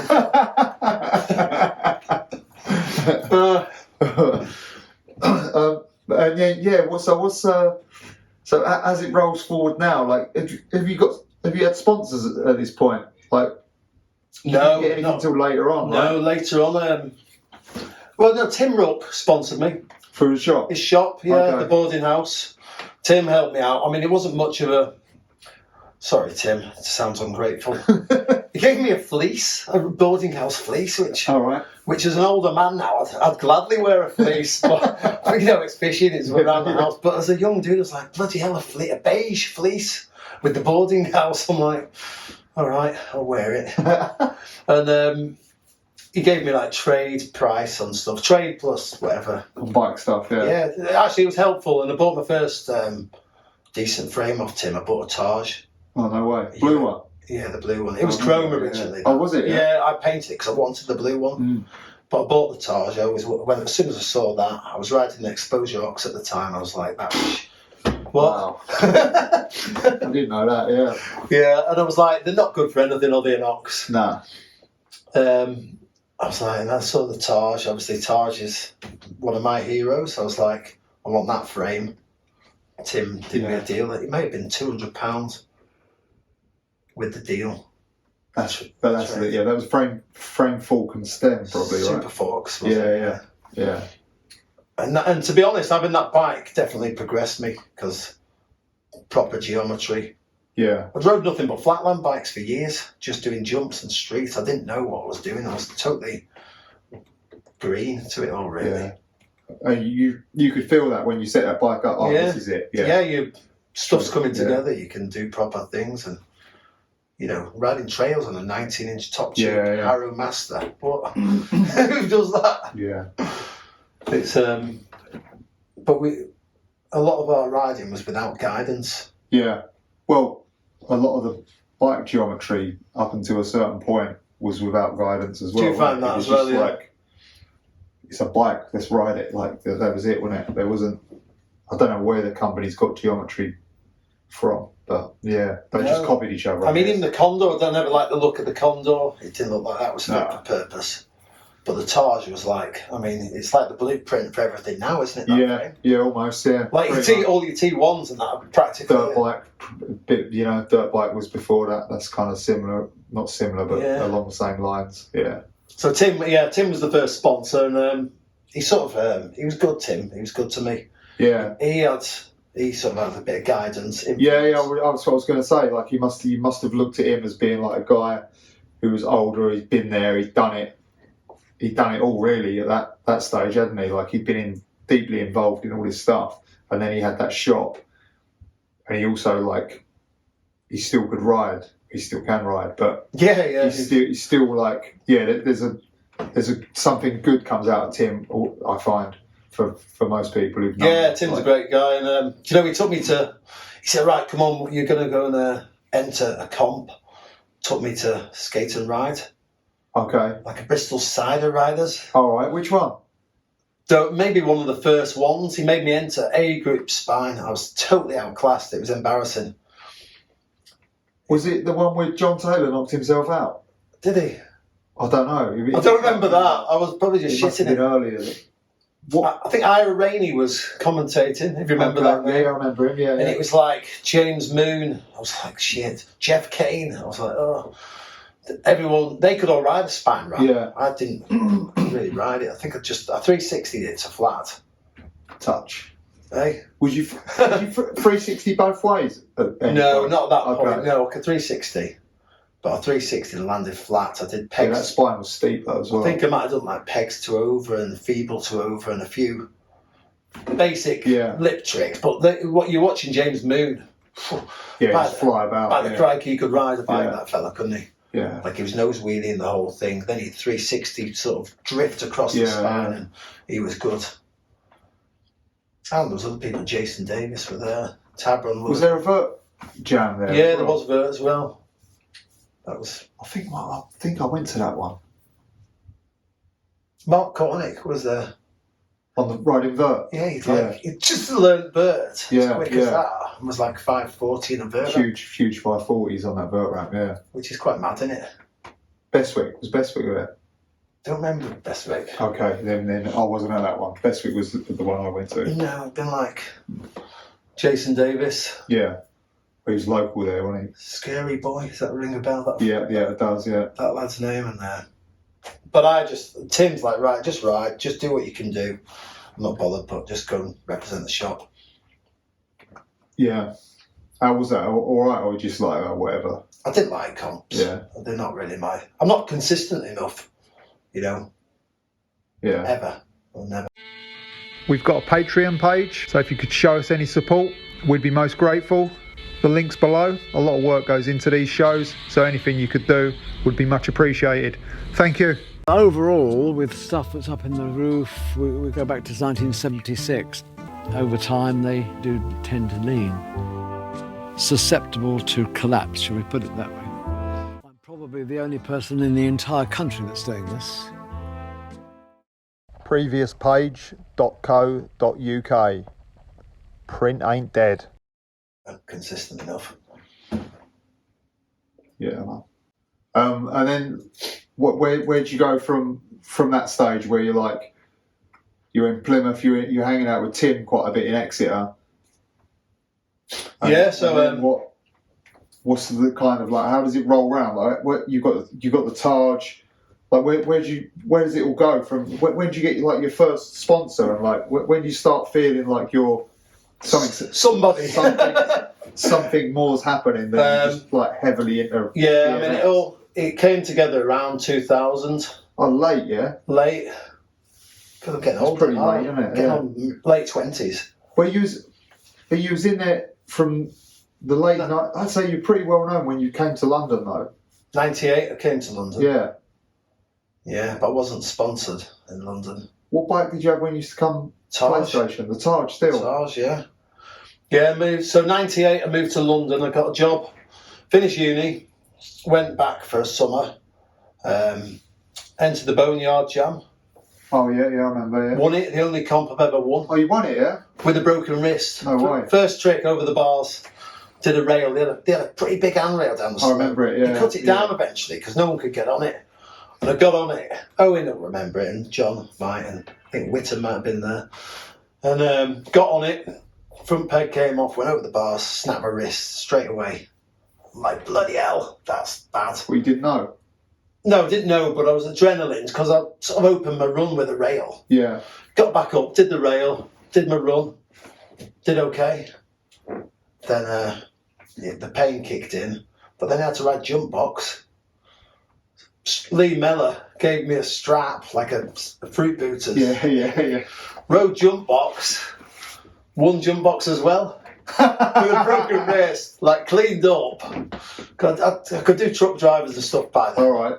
And like 1.5 bar spin. There's some footage out there of all that stuff. It's wicked. Someone's got some footage. Might be Ross. Ross, yeah, posted some stuff. I'm in a yellow t-shirt. We're just about starting hard dad at this point.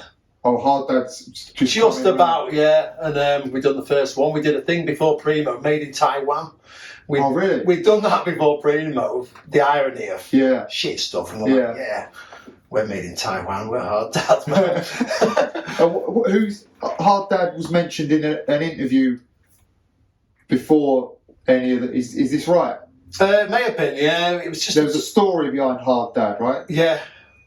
Which I think I read in Ride like years ago. Oh yeah, I may have done that in my thing. Yeah, it might have been the Chris Quigley thing. Yeah, possibly. Or hard something else. He was a bloke. Hard dad at first. He was.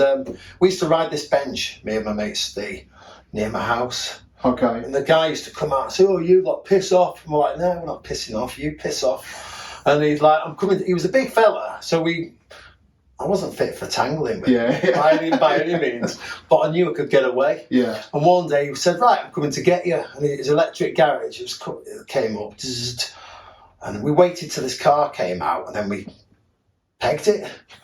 We went round the block, and he wasn't back. His car was still out, and we thought, "Oh, we'll carry on riding."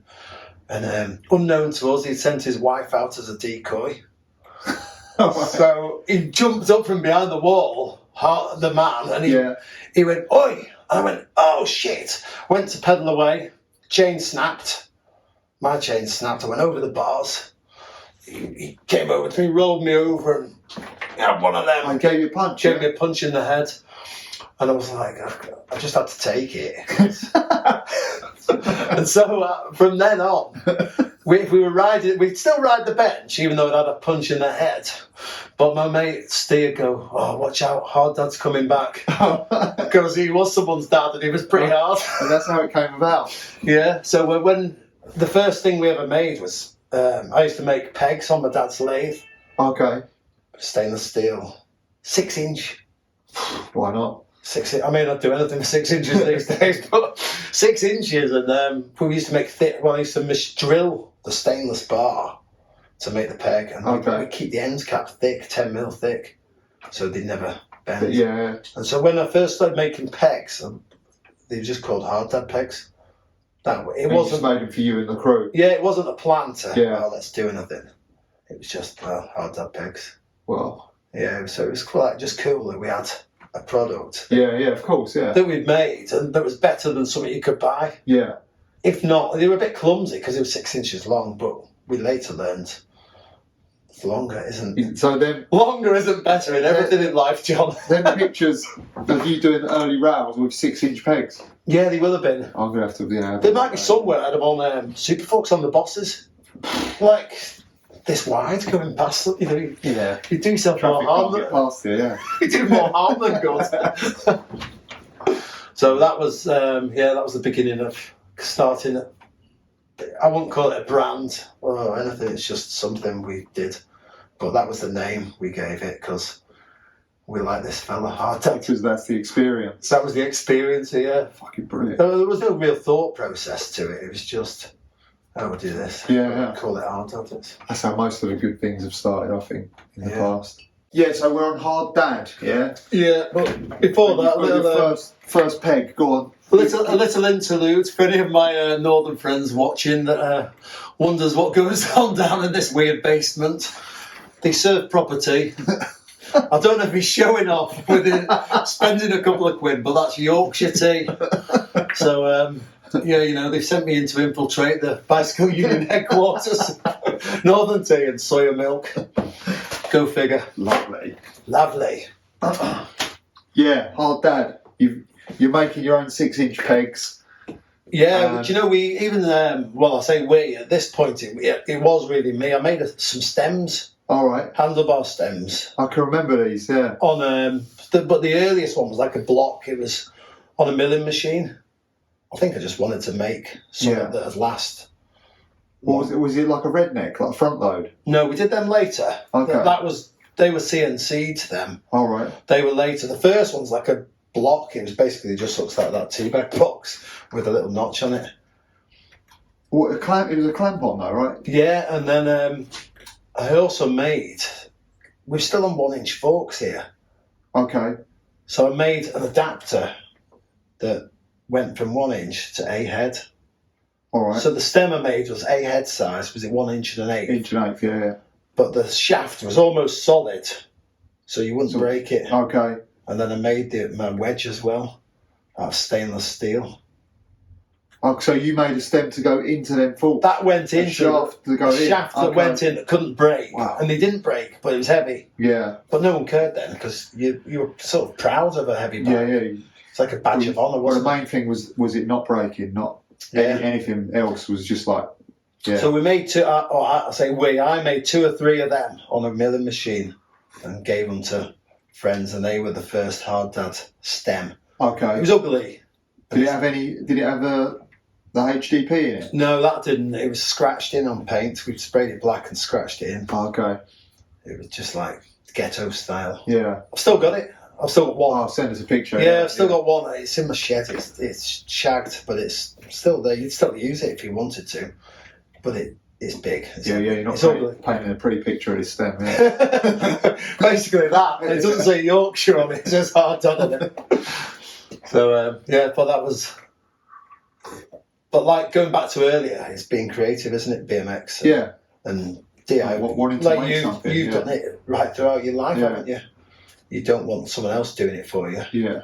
You want your own stuff. Well, you just want to be in there, don't you? Like, Yeah. You really want to put your vibe out. So you're just making like rudimentary products just because you want to put you just want you want to make a better longer peg or a stronger peg, and then how does it evolve from there? Like how does it get like to the, because it had like an image as well, like as it moved on, didn't it? I guess so. It definitely did. Yeah. Did it? Yeah. From the outside, I don't know because I was in it. No, it definitely had like a little. What bunch of misfits, probably. Well, it was like mostly. It was very similar people who all rode very similar stuff. Yeah. Correct me if I'm wrong. And then there was like, it definitely had a look as well. Like I'm talking about when I. So for instance, when I notice it, it's on an Alans ad. And it's like HDP, and it's like, oh, what's this? Like, and there's, I guess there's a vibe there. Then I think maybe people that we associated with or liked were probably better people and they were better riders. Yeah, of course, yeah. Because I've always thought that. I'd prefer a nicer person that's shit at biking than. Well, it's you. It's someone your amazing, and people have just presented themselves, but. Not up to that point yet. We were doing T-shirts. We started making T-shirts where I was like, So you did pegs, stem, then T-shirts? Yeah, we did a T-shirt. We did one that was made in Taiwan, but that was before the Primo video. Yeah. We just wanted it to be ironic that our stuff was made in Taiwan, but it wasn't. It was made in Southport. Actually, it was Liverpool. They were made in Liverpool on the lathe, and the screen printer was Southport. Okay. And then we did little sun hats, like Happy Mondays would wear, like those bucket hats. Yeah, we started doing them, but they were embroidered, and we started doing Hard Dad. It had the word products on the end. Oh, right. Because we're doing a few of them. Oh, you're doing products, yeah. Yeah, we're doing a few now, and they were just sold to anyone that we met at skate parks and Some people liked it, and some people didn't like it. How much were the hats? Can you remember? Tenner hat was. Oh, cool. Weirdly enough, I met up with Will and Andy Jackson the other week. Do you know Will's brother? Andy? Yeah, of course. Yeah, he lived here. And he did. Yeah, and Andy turned up in one of the very first cagoules that we had. All right. Embroidered on, probably similar to ones you did. You used to do a cagoule, didn't you? Like a black. Coach jacket. It was a coach jacket. Okay, it was chose out of the catalogue. Was like, they look quite cool. It's a bit like Dickies. Yeah, our one's a Dickies. Yeah, it was a Dickies. Yeah. Well, it came out of the catalogue, and we're like, we'll have that with embroidered on in joined up writing hard dog products. And Andy Jackson's still got one. Not bad. You got photos of that? No, I'll get Andy to send a photo. And I know I've still got one of the best hats. I found it not so long ago. That was embroidered on like a... How many, can you remember how many hats you would have sold and how many jackets, roughly? Not hundreds. Maybe in the 20s. 20s or 30s. Okay. So... T-shirts we sold hundreds because in the end, Alan jumped in. Yeah. And he became our distributor. Yeah. What was you, before Alan's, what were you doing? Just pumping it out the back of your car? Yeah, we'd just have it, we'd take it places. It was me on my own at first, and then later on, which I'll get to, Will became the partner in the empire. And that was after I'd lived in London. Moved to London, so that's when I used to see you lot. Yeah. And Hard Dad was going there. It was going, but it wasn't. It was small time. It was tiny, yeah. It was just still. But what was it like living in London? What, having to face you lot? Every Tuesday. What was it like having to go to PlayStation on my own, being goofy footed, doing half bar spins, and having this lot heckling at the side? Do I need to answer that question? I don't think you really got that much grief. Not from us, though, anyway. Well, I'm thick-skinned by now. Well, you guys used to call it the library or something, right? It's like a fucking library. Yeah. I'd said I wouldn't swear on it, and I just swore. But that was an impersonation of you. Oh, it was me.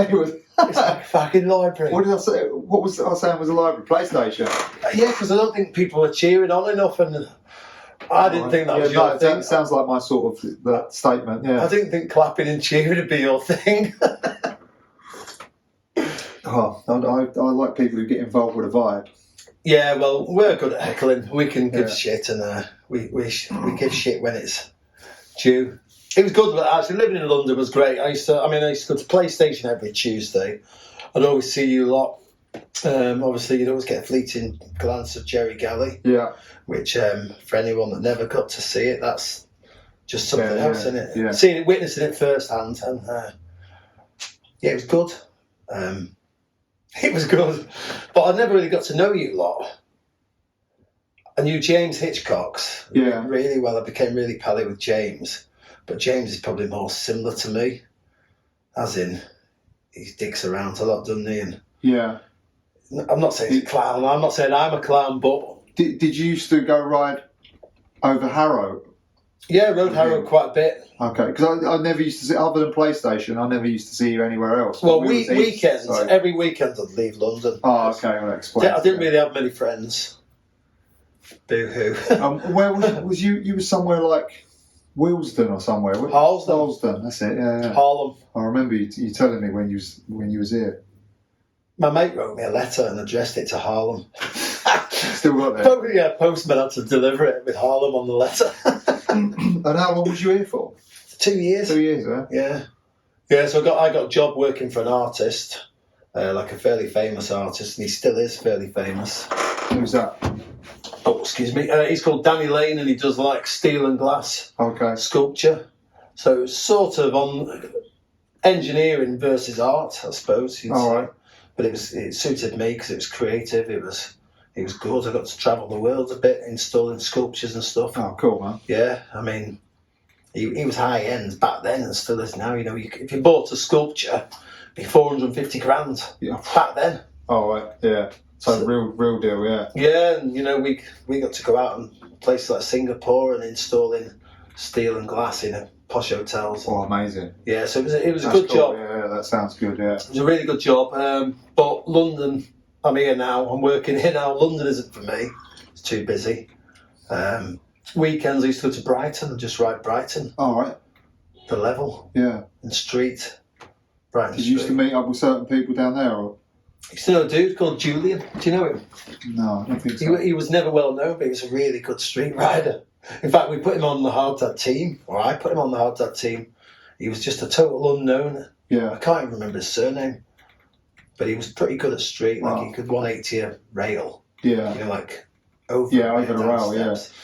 Which I remember thinking that's pretty good. Yeah. We're sort of around the time of Roville's one now, when All right. it's ramping up. Yeah.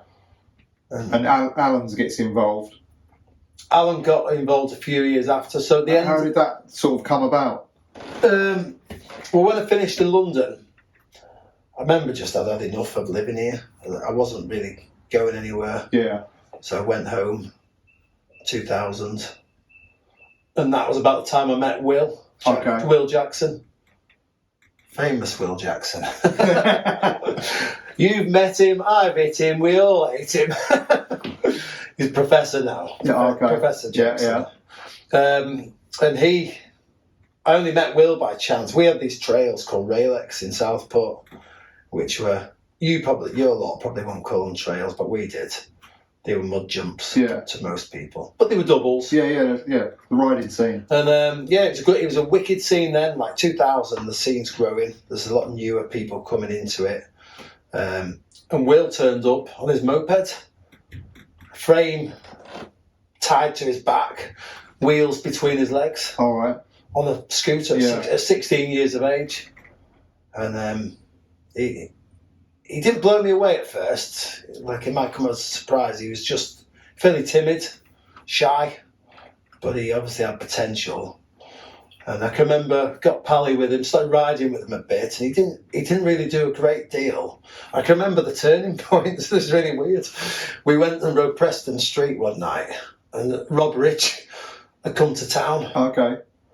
And like, Will, I don't know, he wasn't showing off. I know he wasn't showing off, but I remember him saying, "Oh, Rob Ridge is in town, I'm going to have to turn it up a bit."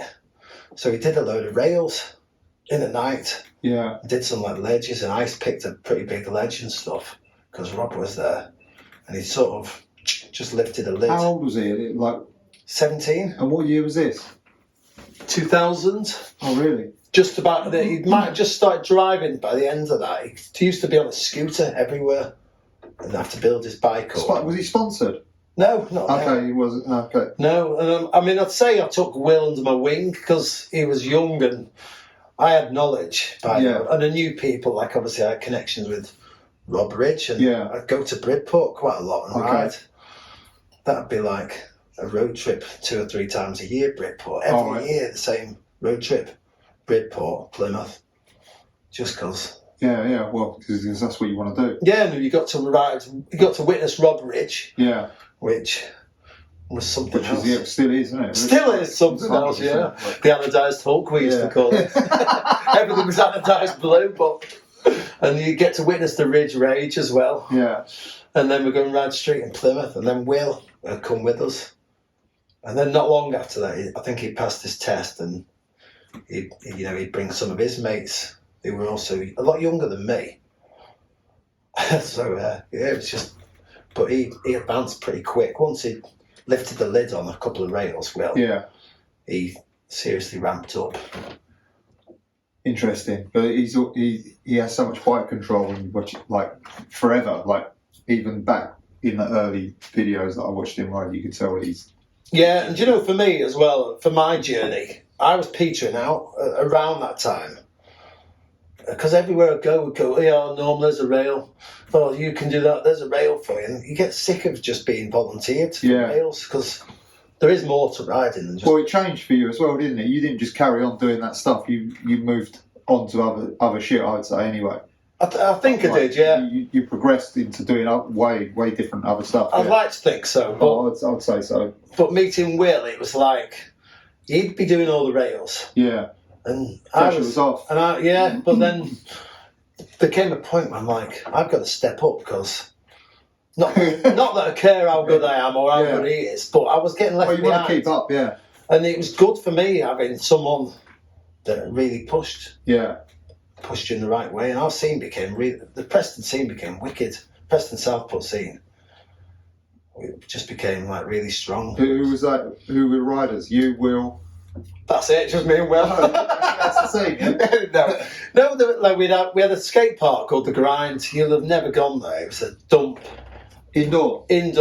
But it was a brilliant park. They had 2 like big spines back to back. They had wall rides, jump boxes, grind boxes, mini ramps. It was ace. Yeah. And a lot of people, like every week, a lot of people are going ride it every week. You have 30 riders on a night. Okay. Well-known riders, not really. Library or not? It wasn't a library, no. No, it was loud. It was loud in there. It was good, yeah. But it was progressive because people were pushing it and we were pushing it. And we rode a lot. You know, we'd ride, like on a weekend, we'd ride 9 hours a day. Proper, yeah.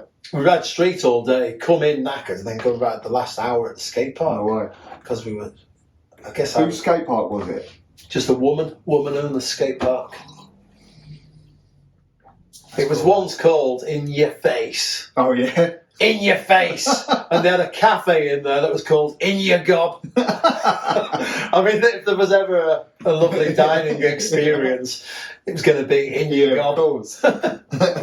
We could just go and... But it was rat infested as well. Like, the place was just hanging.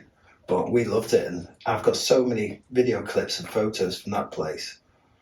I mean, Owen, he was on the scene. He was Wigan lad. He was on the scene a lot. He became Dirt Brothers rider. Okay. And around that time when I met Will, I got sponsored by Hot Wheels. All right. Snafu was the first thing. I know, a bit of a stinker. It's a rough one, yeah. Yeah, but it didn't last long. I did escalate. But then off the back of that, Will entered a comp at Mount Hawk. He was sandbagging, by the way. He entered B group and he was as good as anyone in A group, but he was unknown. Yeah. So you don't naturally, know, he's going. He's not going in against Ben Manuel and whoever else. He's going in against a load of B groupers. But people who've not been he just smoked everyone in B group. He just did so good, and then became sponsored by We the People not long after. So Rob Ridge put me forward for Snafu. Okay. Cheers, Rob. Cheers, Rob. Second place was 2 years on Snafu. And if you came last, you got a lifetime sponsorship by Snafu. But Rob nominated me and he put me forward. So I do thank Rob for that because it was the beginning of that's where it comes from. A good thing. Snafu wasn't the greatest. Yeah. Because I didn't really like any of the stuff, but it was it's a sponsor, stepping stone, yeah. And what come from Snafu? You went somewhere else? Almost straight away onto Volume and Demolition. Oh, okay. Yeah, because if I remember rightly, and someone can correct me, 70s... Stopped doing it, yeah. Stopped doing it. They had Owen Clegg. Yeah, that's right, yeah. Maybe someone else. Birdman. Was it Birdman? Yeah. Oh, right, no way. So they lost it, Hot Wheels got it and put me on it. But there was someone else, but I can't remember. Maybe it's been just me for a while. But Volume and Demolition. Yeah. And that was where the it seemed a bit cooler, didn't it? Than Snafu, didn't it? Yeah, it was better than Snafu. It was good, Yeah. And they were good bike parts, good frames, good weight. You had everything for a bike. Yeah, because the first Volume stuff was pretty bad. It kept breaking, and then after the dinosaur, a few years, it got better, didn't it? Then by the time it got Hellion or whatever it was Hellion, I never got that. By the time I got on there, it was good. Yeah. And then it did get really good. It got when they started doing Mike Ardeline. Yeah. Everything was good. Oh, and what was Alan's involvement in HDP like? I'd always known Alan. But what were they doing for you? So you was going to Alan's to buy BMX stuff when you first started? Yeah, so reading between the lines, Alan saw something in us lot because we were. And he was starting the distro stuff roughly. At that time, It was. I can't remember the name of his distro now, but he did a few things at the time. He obviously saw something in us lot. He gave us. We'd already had a trade deal with him anyway, so you could get trade minus 20%. Yeah, so he was supporting you already. He definitely supported us throughout. And then he's like, right, I'm starting this thing. Can't remember the name of it now.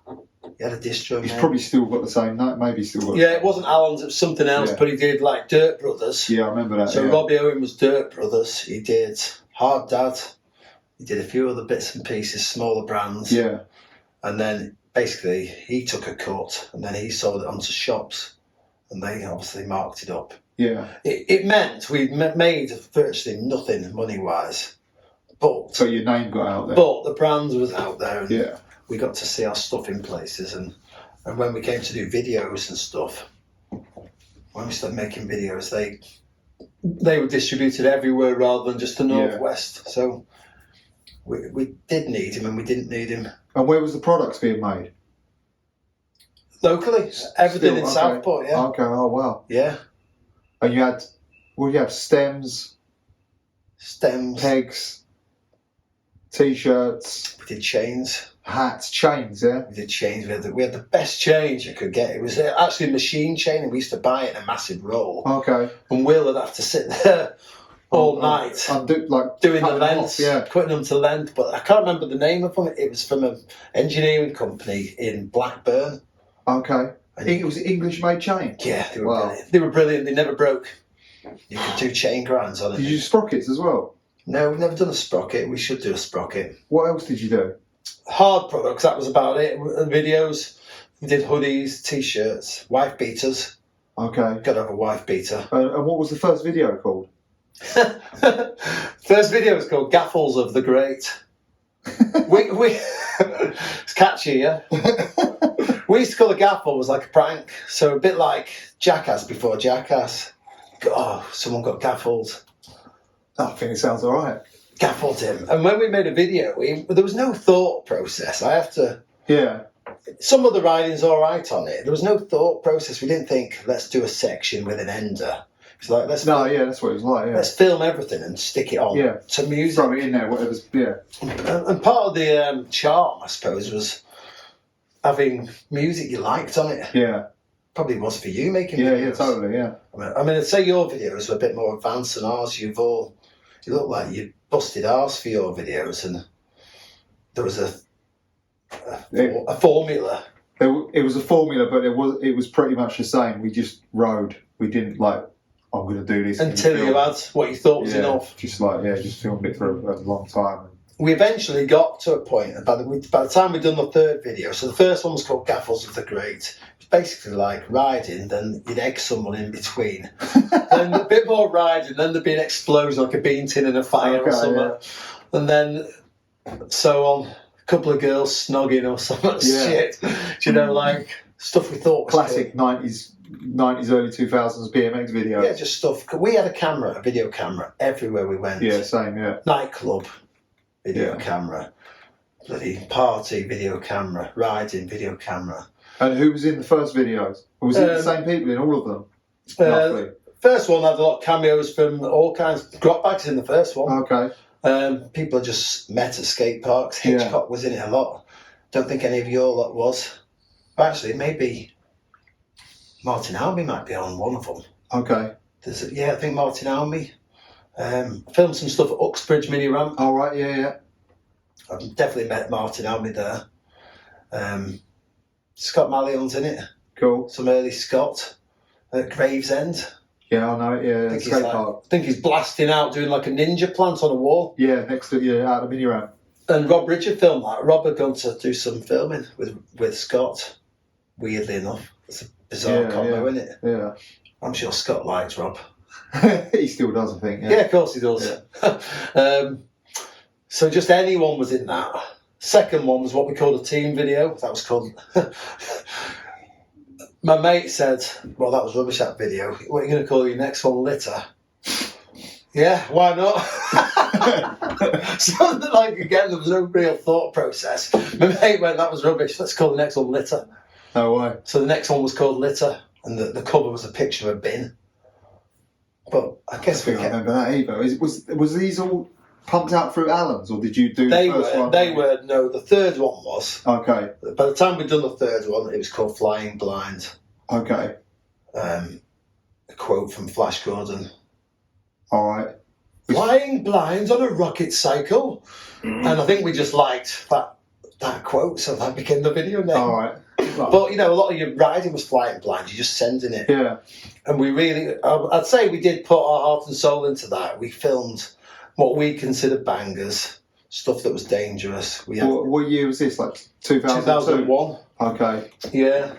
So just after we'd had our ride interview, All right. which was what Lard did for us. What, he did a HDP thing, or? He did a thing called the Hard Dad Team Files. Oh, really? Yeah. Yeah. I have to find that. Yeah. Issue 54 Okay. with me on the cover. Oh, you're what, doing the route? Yeah. Oh, cool. Yeah, Lard That shot makes it easy. Yeah, then. Lard shot all of that. And then Did you know that you was shooting for a cover when he took that? No. I just caught. Did he? He might have had it in mind. Lard was always a mate. He was a photographer. Yeah. Obviously, he was he's probably what Infamous photographer, isn't he? Like, really I'd consider that Lard one of the best English photographers we've had, I would say. I'm sure you couldn't really argue with that. Yeah. Oh. I think a lot of people might agree with me. I'd hope they would if they knew his work, because it was all film. Yeah. And if you look back on his work and then consider it being film Yeah. with flash photography, Yeah. he's done well. Yeah. And that rail included, he was like, "Oh, come on, Norm, do you think you go again? I don't think you've got enough of it." He was like pretty picky. He was strict. Lard was strict. And how many times did you have to do that then? Half a dozen times. But Was it pretty gnarly, that cover, wasn't it? it was quite gnarly, but I've become You quite become the manual rail boss. I don't know. I never said that. John Dye said that. No, I wasn't that, but I was fairly confident at doing them. And even now at 52, I can still do one. Yeah. Which is weird because it's quite a precise thing, but I just knew I could do them. And Lard's like, "Oh, this is all right, Norm. We'll see how we get on." So we shot. So Lard came and lived with us for 8 weeks, I think. Okay. Basically a summer, and shot stuff of me, Will, Robbie Owen. There's another guy, Adam Swardy. He was like just an out-and-out street rider, and Paul Russell. Yeah, I know Paul Russell. Yeah. Yeah, and he just shot stuff, and it just became the Hard Dad Team Files, which was cool. You know, like Will did some really good stuff. He'd done I'd say he pretty much pioneered over Smith on round rails. All right. Which was groundbreaking. Yeah. Don't think definitely not seen him in this country. And he was doing like crookeds and backward rails and Okay. a lot of heavy stuff for the time. Yeah. And obviously I just rail manual. That was it. One trick pony then. Oh, that's weird. I thought that was for an interview you did. Did you have another interview in Ride? No, that was the only one. But we did a lot of other stuff. Hard Dad Team File. We did a Hard Dad road trip after that. Okay. Where there's about 17 of us on that trip. All right. Like just half of Yorkshire came with us. Where was it? UK? Yeah. We just went northeast to Plymouth again, obviously. All right. Just everywhere. Radlands. Went there. But yeah, I mean, Lard was... He was the man. And you know, Lard was responsible for giving everyone a leg up. Yeah. I mean, a lot of people in the UK, not just our lot. Yeah. He gave everyone a leg up, didn't he? That's what those photographers did. Most of those photographers were like when they... Yeah, and you know, if you didn't know him, I probably wouldn't have had half the stuff published. Yeah, of course. And then, again, that's similar to what it is, isn't it? When you know the photographer, you get a little... It's easier to get in the mag because you're hanging out. But it probably worked both ways because he got content from us. Of course, yeah. Because we were fairly reliable to do something decent. Yeah. And he obviously needed it. But where was that row then? Preston or something? That's Preston, that, yeah. Okay. We revisited it 10 years later. Oh, really? Yeah, there's a video on YouTube where we had to cut it back because it had totally grown over and met. So there was a crew of us trimming it. I was like, "Oh, do it 10 years later." Oh, you done it again? I was like 38 then. Okay. So I wasn't now 50 or whatever. And it started pissing down just as I was about to do it. I'm like, no helmet, no pads. I've got a straw hat on, and I just like one banged it. Andy Jackson got recreated the picture in the rain, which was quite cool. Excellent. Yeah, I wanted to go back and do it again at 48, but it's gone. Yeah? Yeah, I was going to go and do it every 10 years, but the rail's gone now. Well, what's there? Nothing? Nothing, it's just flattened, yeah. Wow. But for anyone that's done a rail manual, if you can ice pick, there's a safe area where you can know you're going to drop to an ice pick. Yeah. They're not as bad as you might I would say a think. rail manual is less dangerous than an ice pick, really. Yeah, when you miss a rail It's manual, not as bad, yeah. you'll often just chink the end of it. So, You're not going to go underneath either. No, I'm not playing it down, but there is a safety element Yeah. to it. Until you van over and you go from behind. Yeah. Which is quite mad. But yeah, Lard definitely contributed to us. And got his pounds of flesh out of us. Yeah. Well, yeah, like you say, it worked both ways, didn't it? That's good. Oh, do you know what? It cost him some money though. Film. Yeah, oh yeah. Yeah, but Noble would have been paying for that. Ride pay for film. Mark, over to you. I don't think he did. I don't know if he did get a budget for film. I think Grot Bags, well, I'll get, unless I'm remembering correctly, but I'm pretty sure Grot Bags used to. God, I used to burn some film. Sometimes he'd want to shoot a sequence. Yeah. And he's like, Norm, this is costing me what you're playing at. And then his classic line would be, Marty could have done this. Martin Tamblin. Oh, okay. Well, that's what he used to He used say. to like egg you on by using Martin Tamblin as that bloody. It's like, right, Ronnie Corbett can do it, right? I'm doing. Yeah, it's funny, and then occasionally they'd have like medium format out. Oh my god, that's when it gets pricey. That's even more expensive, yeah. So, how did you get into photography? When I moved to Plymouth, 95. Oh, you used to shooting that early?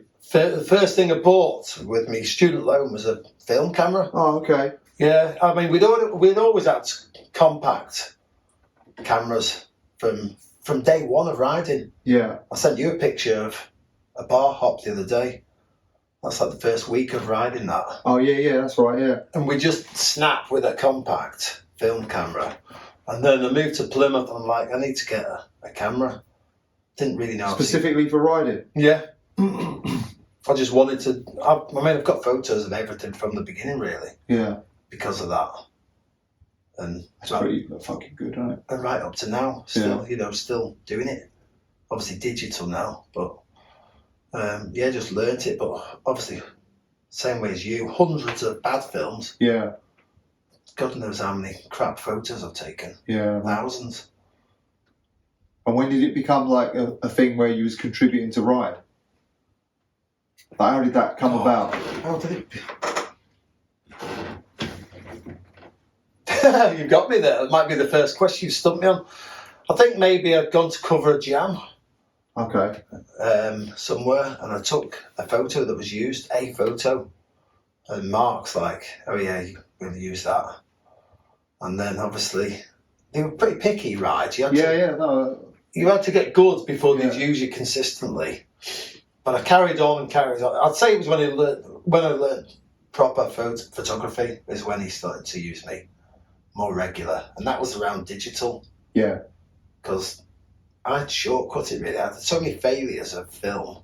Well, film was really hard though, wasn't it? Don't get me wrong, I had good photos, but compared to like Lard, it was nothing like until you can learn from what you're seeing. Yeah. Because that's a real advantage, isn't it? Oh, yeah. That's just speed you up 5 years in one day, like. Totally. Wouldn't it? You just be like, oh, yeah. Oh, it's overexposed. Turn it down. Yeah. Whereas I used to watch Lard I'd always be the man holding the light meter for him. No, I'm stand on there with you. And he'd be like, loads, half an hour of light readings before a photo. And he'd be unhappy with something. He'd move a flash, change the power. Yeah. And I never understood what he was doing. Until I got digitally like, oh yeah, that light. That's what was going on. That light's too intense front on. It had to be side lit. You had slave flashes and all that. Yeah. I've still got them, actually, You worked for Ride at the same time as me. Yeah, that's what, But I would say I couldn't really take a very good photo when I first started. I ended up, I can't even remember why I ended up doing, I ended up doing the news. Right. On John down the news desk. Yeah, so I can't remember. Anchorman. I was in a meeting with these guys, and I can't even. Oh man, I can't remember. I don't know what happened. But You were at a something meeting I happened went to in London. first. And they just said, "You're doing the news," and I was like, "Oh, but no, you're doing the news, and you'll get this much. We'll give you this much per page." I was like, "Oh, all right, I'll do the news." Because you were meant to be the South. I'd done it for Dig before, like a few years before, so they kind of knew that I'd done it, and they just Tim basically designated me. You're doing the news. What was your Dig column called? I'll tell you. Oh yeah, right, tell you. Yeah. See, it's like another language, isn't it? What you are, I'll tell you. And then like I bought a camera to take photos for the Union site, and that's how I ended up taking more photos. And that's how. But don't you find, looking back retrospectively, your shit photos are the ones you care for more for now? Nah. No. I couldn't take a photo for a couple of years, even with digital. I was just like. But the way I look at mine, the ones that made the cutting room floor, are the ones I care more for, because we were so too critical, maybe. I don't know. I just didn't know what I was doing at all for 2 years, and then kind of figured it out, and I stopped. You're still going strong now, aren't you? Yeah, well, I do, but not that much BMX stuff. Yeah. I just did something the other week. It's harder than you think when you go back to it. Yeah, it's like right. My timing. Yeah, everything's off. Yeah, man, 100%. Good. It's good though, isn't it? Because it's creative, and you know, if you can document your scene and your mates, it's brilliant. It don't mean anything. It don't mean as much when you're doing it as it means 20 years later when you look back. Definitely, at it, like, yeah, wow. Yeah. Well, that's what I think with everything. Now I'm just looking at it back, and I think, thank God I learned. Yeah. And thank God I did it, because when I look at all my mates, there's not many people as anything. Like, it seems like I was the one that was. Or for me, like Grotbags took tons of photos, but most of them are just lost. They're not even. I had a box of stuff that Mark shipped to me actually last year. Mark Noble? Yeah, but it was all contest stuff from America, and it was just like. So you're not bothered about that? Yeah. Well, for instance, there'd be like top of a dirt jump, blue sky, and a bike. Every photo was almost the same. No. You know? Yeah. Box like. Yeah. So I know Lard is sat on an absolute goldmine. Wow. Because he's got a shoebox of stuff. Did you speak to him? Yes, see Lard a little bit.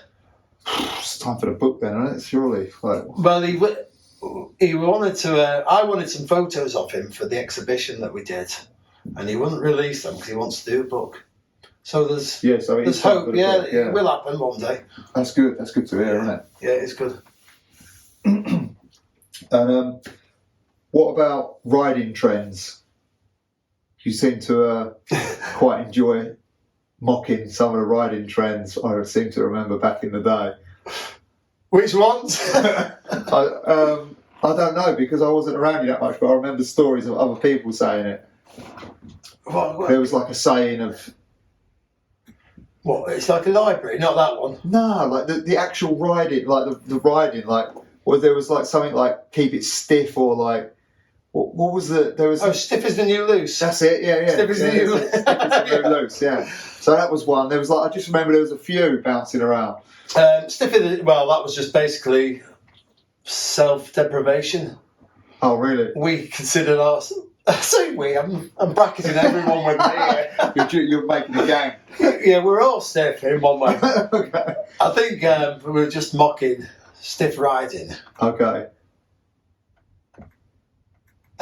Just let's leave it at that. Well, no, I was probably saying stiff is the new loose, so we're embracing what we are. All right. That might have been that. I wasn't having a go at other people, I don't think. Oh, okay, I thought it seemed like... No, I mean, James Hitchcox, we used to call him Jimmy the Pencil. Yeah, I remember, But Jimmy knows he's called Jimmy the Pencil. We may have had names for everyone. Yeah. I mean, I don't know what name we had for you. Well... John... have you got a beep button on it? John, you die. But we certainly used to impersonate you a lot. Yeah, you were saying, yeah. Yeah, I didn't realise I was so infamous. Yeah, no, John. From what? Lard used to do a good impersonation of you. Yeah. Hello, it's Constable Di here. What's this I've been hearing about you doing half-bar spins? I remember pulling him up one day on something that was just not worth pulling anyone up on. It was something to do with half-bar spins that he wrote in Ride, which was... Yeah. I think he called you out for calling me out, but you hadn't called me out.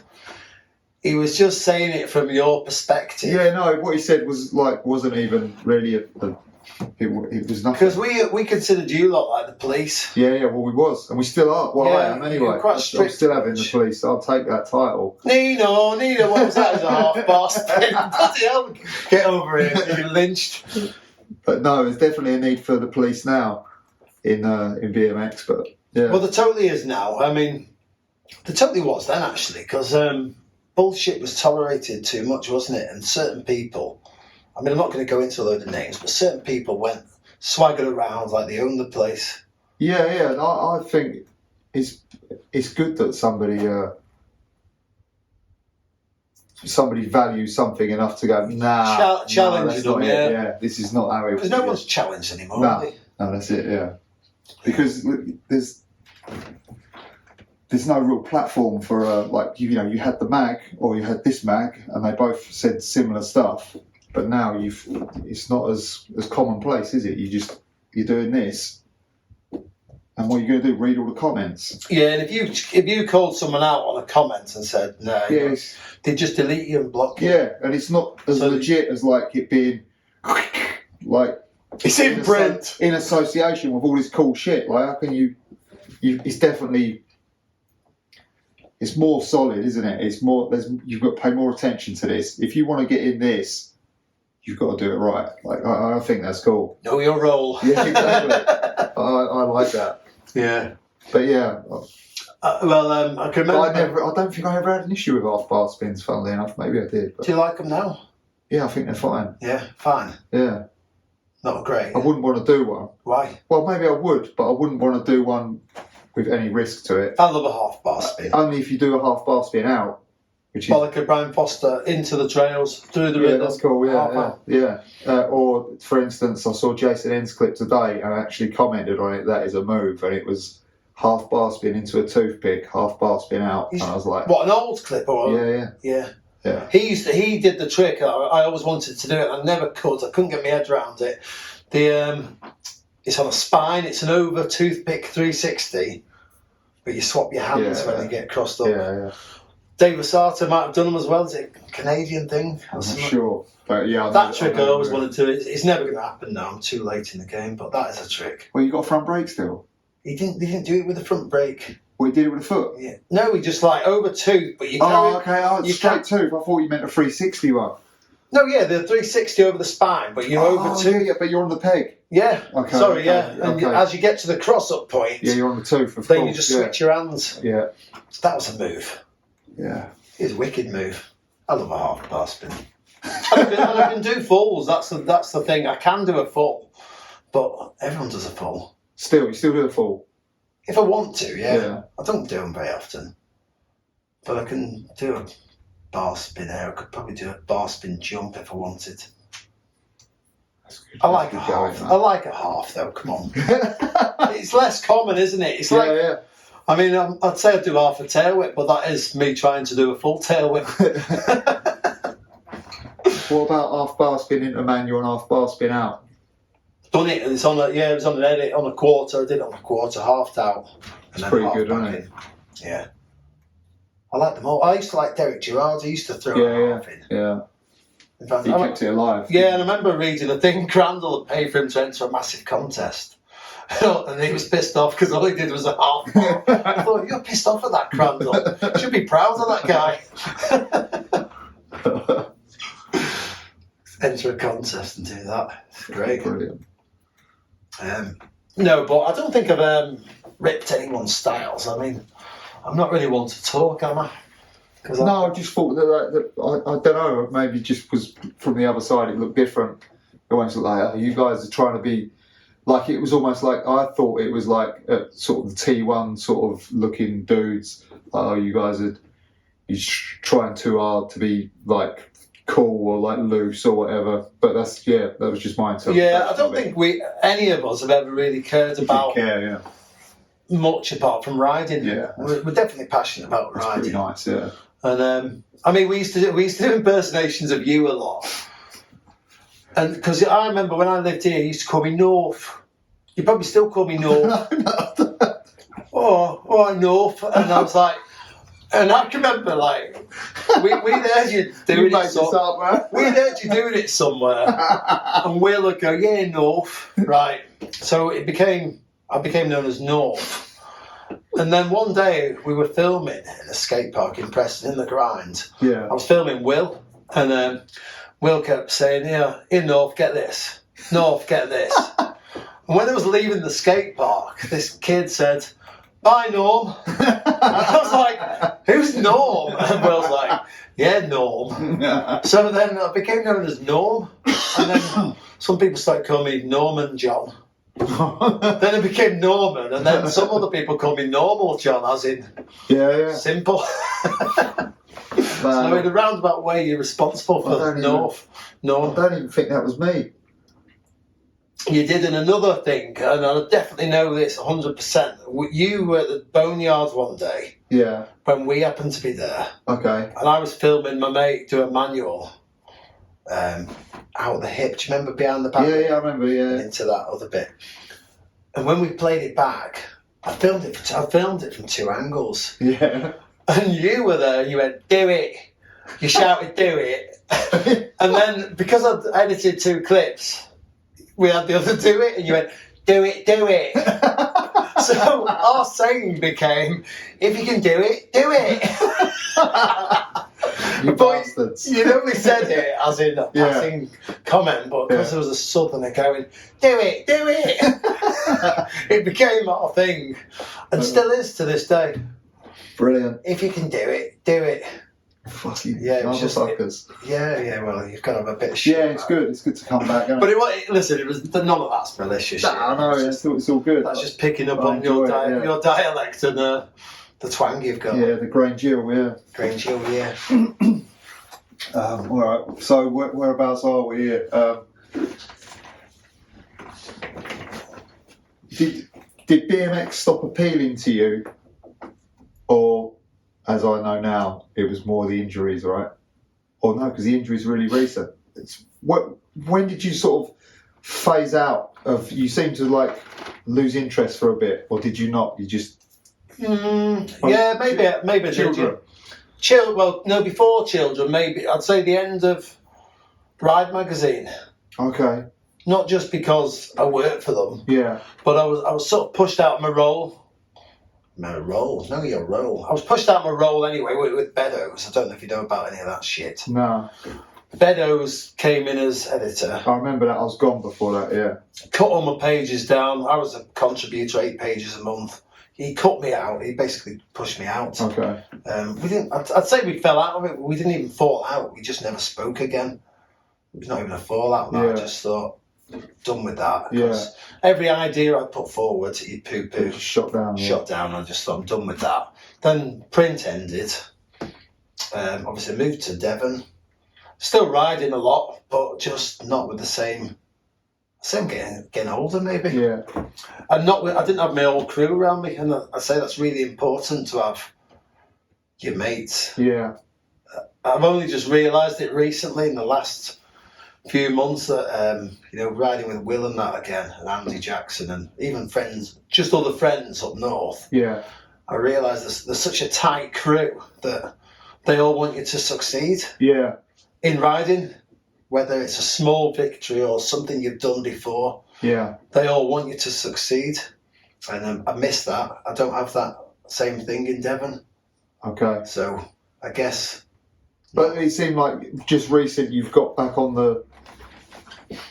You're doing it more. It seems from social media. It seems like you do it more, and you do it harder. If that's a. I think maybe, yeah. You're like, I watched some clips of you recently, and I was like, what fucking hell, that was good. Whereas, like, a few years back, you would have been out on your bike, but not you'd have just been chilling, you know? Yeah, I think you're gonna chilling more. I think again you've got to have the right people around you to do good stuff. And I'd ride more if I had them people around me. More.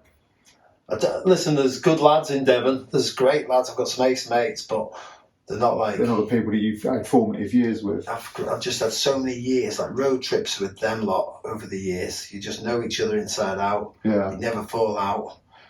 They know when to push you and they know when to tell you to pack it in because you're going to get hurt. You know, I don't know if you're like that, or do you just do what you're going to do? Yeah, I pretty much just, I mean, yeah, it's occasionally something's a bit risky, but not, for the most part, it's pretty fucking But I'll get pushed into calculated. stuff if I'm having a slow day.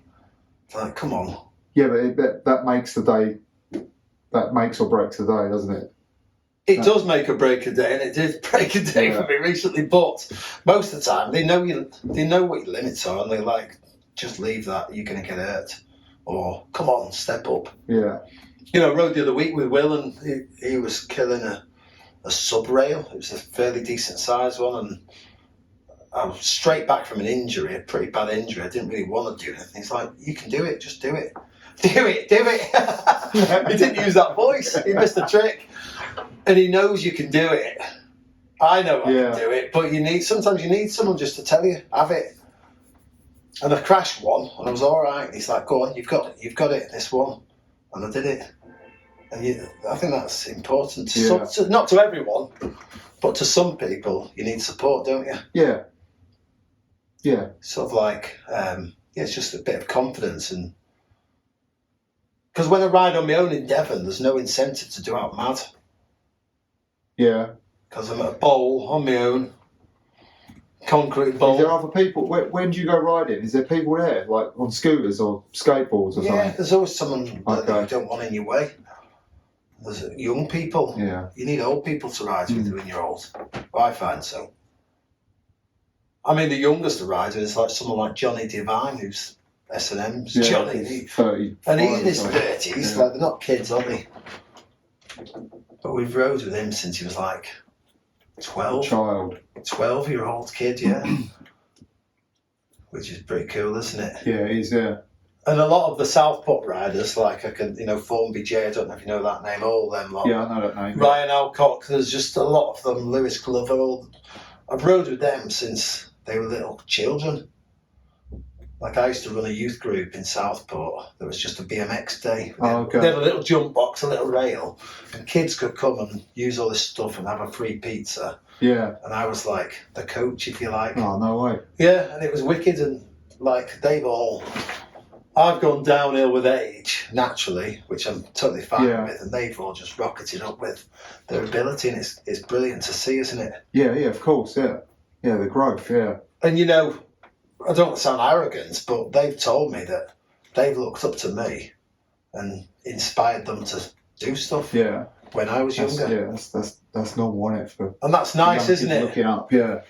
That's nice that they've had a journey and you've been hometown heroes, you know. Yeah, and our town's wicked because we did Hard Dad, which was just never meant to be anything. Another little scene, a generation behind us did one called Deviant. All right. They've done cool videos, 3 wicked videos, t-shirts. Now there's another one behind them coming through. There's another little scene. What are they called? Oh my God. Davy Jones, I can't remember the name of his thing now. It'll come to me in a minute. What's their video called? Technical difficulties, their video's called. But they're like 3 generations behind us doing the same shit. Because they like it and they're all into DIY ramp building. Oh, okay. Putting on jams, like that's all we've put on loads of jams over the years. Yeah, that's right. God, they'd been doing that. That was one of your things from back when Alans was doing stuff, right? Yeah, you did jams. HDP jams in skate parks, like. Yeah, we did a prize. It was right up your street. The golden pencil. Imagine being awarded that. Like that's you come away from a jam and you've got like an 18-inch golden pencil on a plinth. You have one made, yeah? Yeah, we have one made. Yeah, sprayed gold and like this is for you. Like wear that. What jam was that at? Stockport. It's called the world's hardest dad. Whoa. Yeah, it was ace. Davy Wall. David Wall entered that as a kid. He killed it, actually. He was doing truck drivers over spines back then. No way. Yeah, but the Tamblins came. Ali Whitton was there. John Taylor was there. Owen will have been there. And it was cool. You know, Robridge came to that. All right. It was cool. It was just our vibe, you know. Yeah. Just the way he wanted. Not serious. Trying to avoid prizes because no one's asked for that prize, are they? No. Well, what do you think of like all them like big contests like X Games or Olympics or? I sound negative saying it because I'm not been in BMX. No, it's all right. You like what you like. Isn't Yeah, I don't like it at all. I think anywhere that you have to wear a jersey that says Team GB is a thumbs down for me. Yeah. Because you're not... we can't relate to it, can we? Yes, I think it's fucking awful, yeah. It's not even a jersey, it's a fucking skin-tight fucking costume top, like, yeah. Oh, you just reminded me, I nearly forgot. That's an infamous there's the piece of top. history. Speaking of jerseys, I knew it'd come in handy at some point. There we go. The one... That's Alan gave me that. No way. As a gift. Because you rode that at a few backyard jams and that. Used to work at backyard jam, for a bit of kitsch value or whatever. Yeah. But that's been on the cover of Ride, but not me on it. Oh, okay. Bruno Hoffman is on the front cover. No. Do you know who he is though? Yeah, of course, yeah. Yeah, Bruno Hoffman wore that on the Ride to Glory Oh, all right. for We the People. Wore riding over a crowd of us. All right. He's like, we were shooting a cover. I was like, can I wear that? He's like, okay, I'll give it a try. I don't think he sounds like that. Yeah, no problem, John. Oh, man. Where's the lederhosen? So, we've kind of covered pretty much everything. Yeah. What is there anything else you want to... Anything else I want to add? Give it large about? No, I could go on all day. I won't. I'll spare people. No, I'm grateful for this opportunity, though. Obviously, it's wicked to come and talk to you. Look at that. You're on the fucking list. Look. On the list. I'm on the wall. Look. You can see this wall. It's the scrawlings of a madman. Oh, man. But listen, BMX in my blood, and it always will be. Whether I'm riding or not, I've always watched and kept an eye in. And a lot of it is having kids, isn't it? At the time, I put I put my heart and soul into my kids, as you probably see. Yeah, it's good. And those first 6 years really takes it out of you, man. Yeah. If you're hands on like I am, I'm not like the dad that goes, "Oh, go on, love, that's yours." Yeah, okay. I'm going riding. I've just been every step. Done it, yeah. And you don't have time for riding, and I like fishing as well, and. Sometimes I don't want to wreck myself riding because I know I'm going fishing now. But they're the same thing, aren't they? Fishing is riding, it's the same thing. If it puts you in that mental... It's your mind, isn't it? My mind's been... Yours will have been the same. Yeah. Consumed with BMX. Yeah. Where you're thinking about the next trick or you're lying in bed getting scared about thinking about trying something. I've done that over the years. Yeah, man. Thinking about trying mad stuff, but... It's a journey and we all love it, don't we? Yeah, and that's the main thing, and won't be sat here. I really enjoy the fact that people like yourself they like have a little phase of, wow, we're just doing it, and then you kind of have this like resurgence. I don't know why, but I like that, Well, we're planning a big trip this summer, hard dad trip. Oh, excellent. Yeah, so we've got some places lined up, and hopefully it isn't just chilling, it's proper riding. Abroad or No, it's Devon. I'll only do it if it's in Devon. I'm not leaving the county. What about another hard dad jam this year? What we in 20? Yeah, maybe. But we did that photo exhibition and jam. Basically, I've got loads of photos that I wanted people to see. Will had photos. Andy Jackson did. There's another mate of ours, Kano. He had hundreds of photos, and it was all from. It was just friends, and it wasn't just us. I think there was only one picture of me in the whole thing.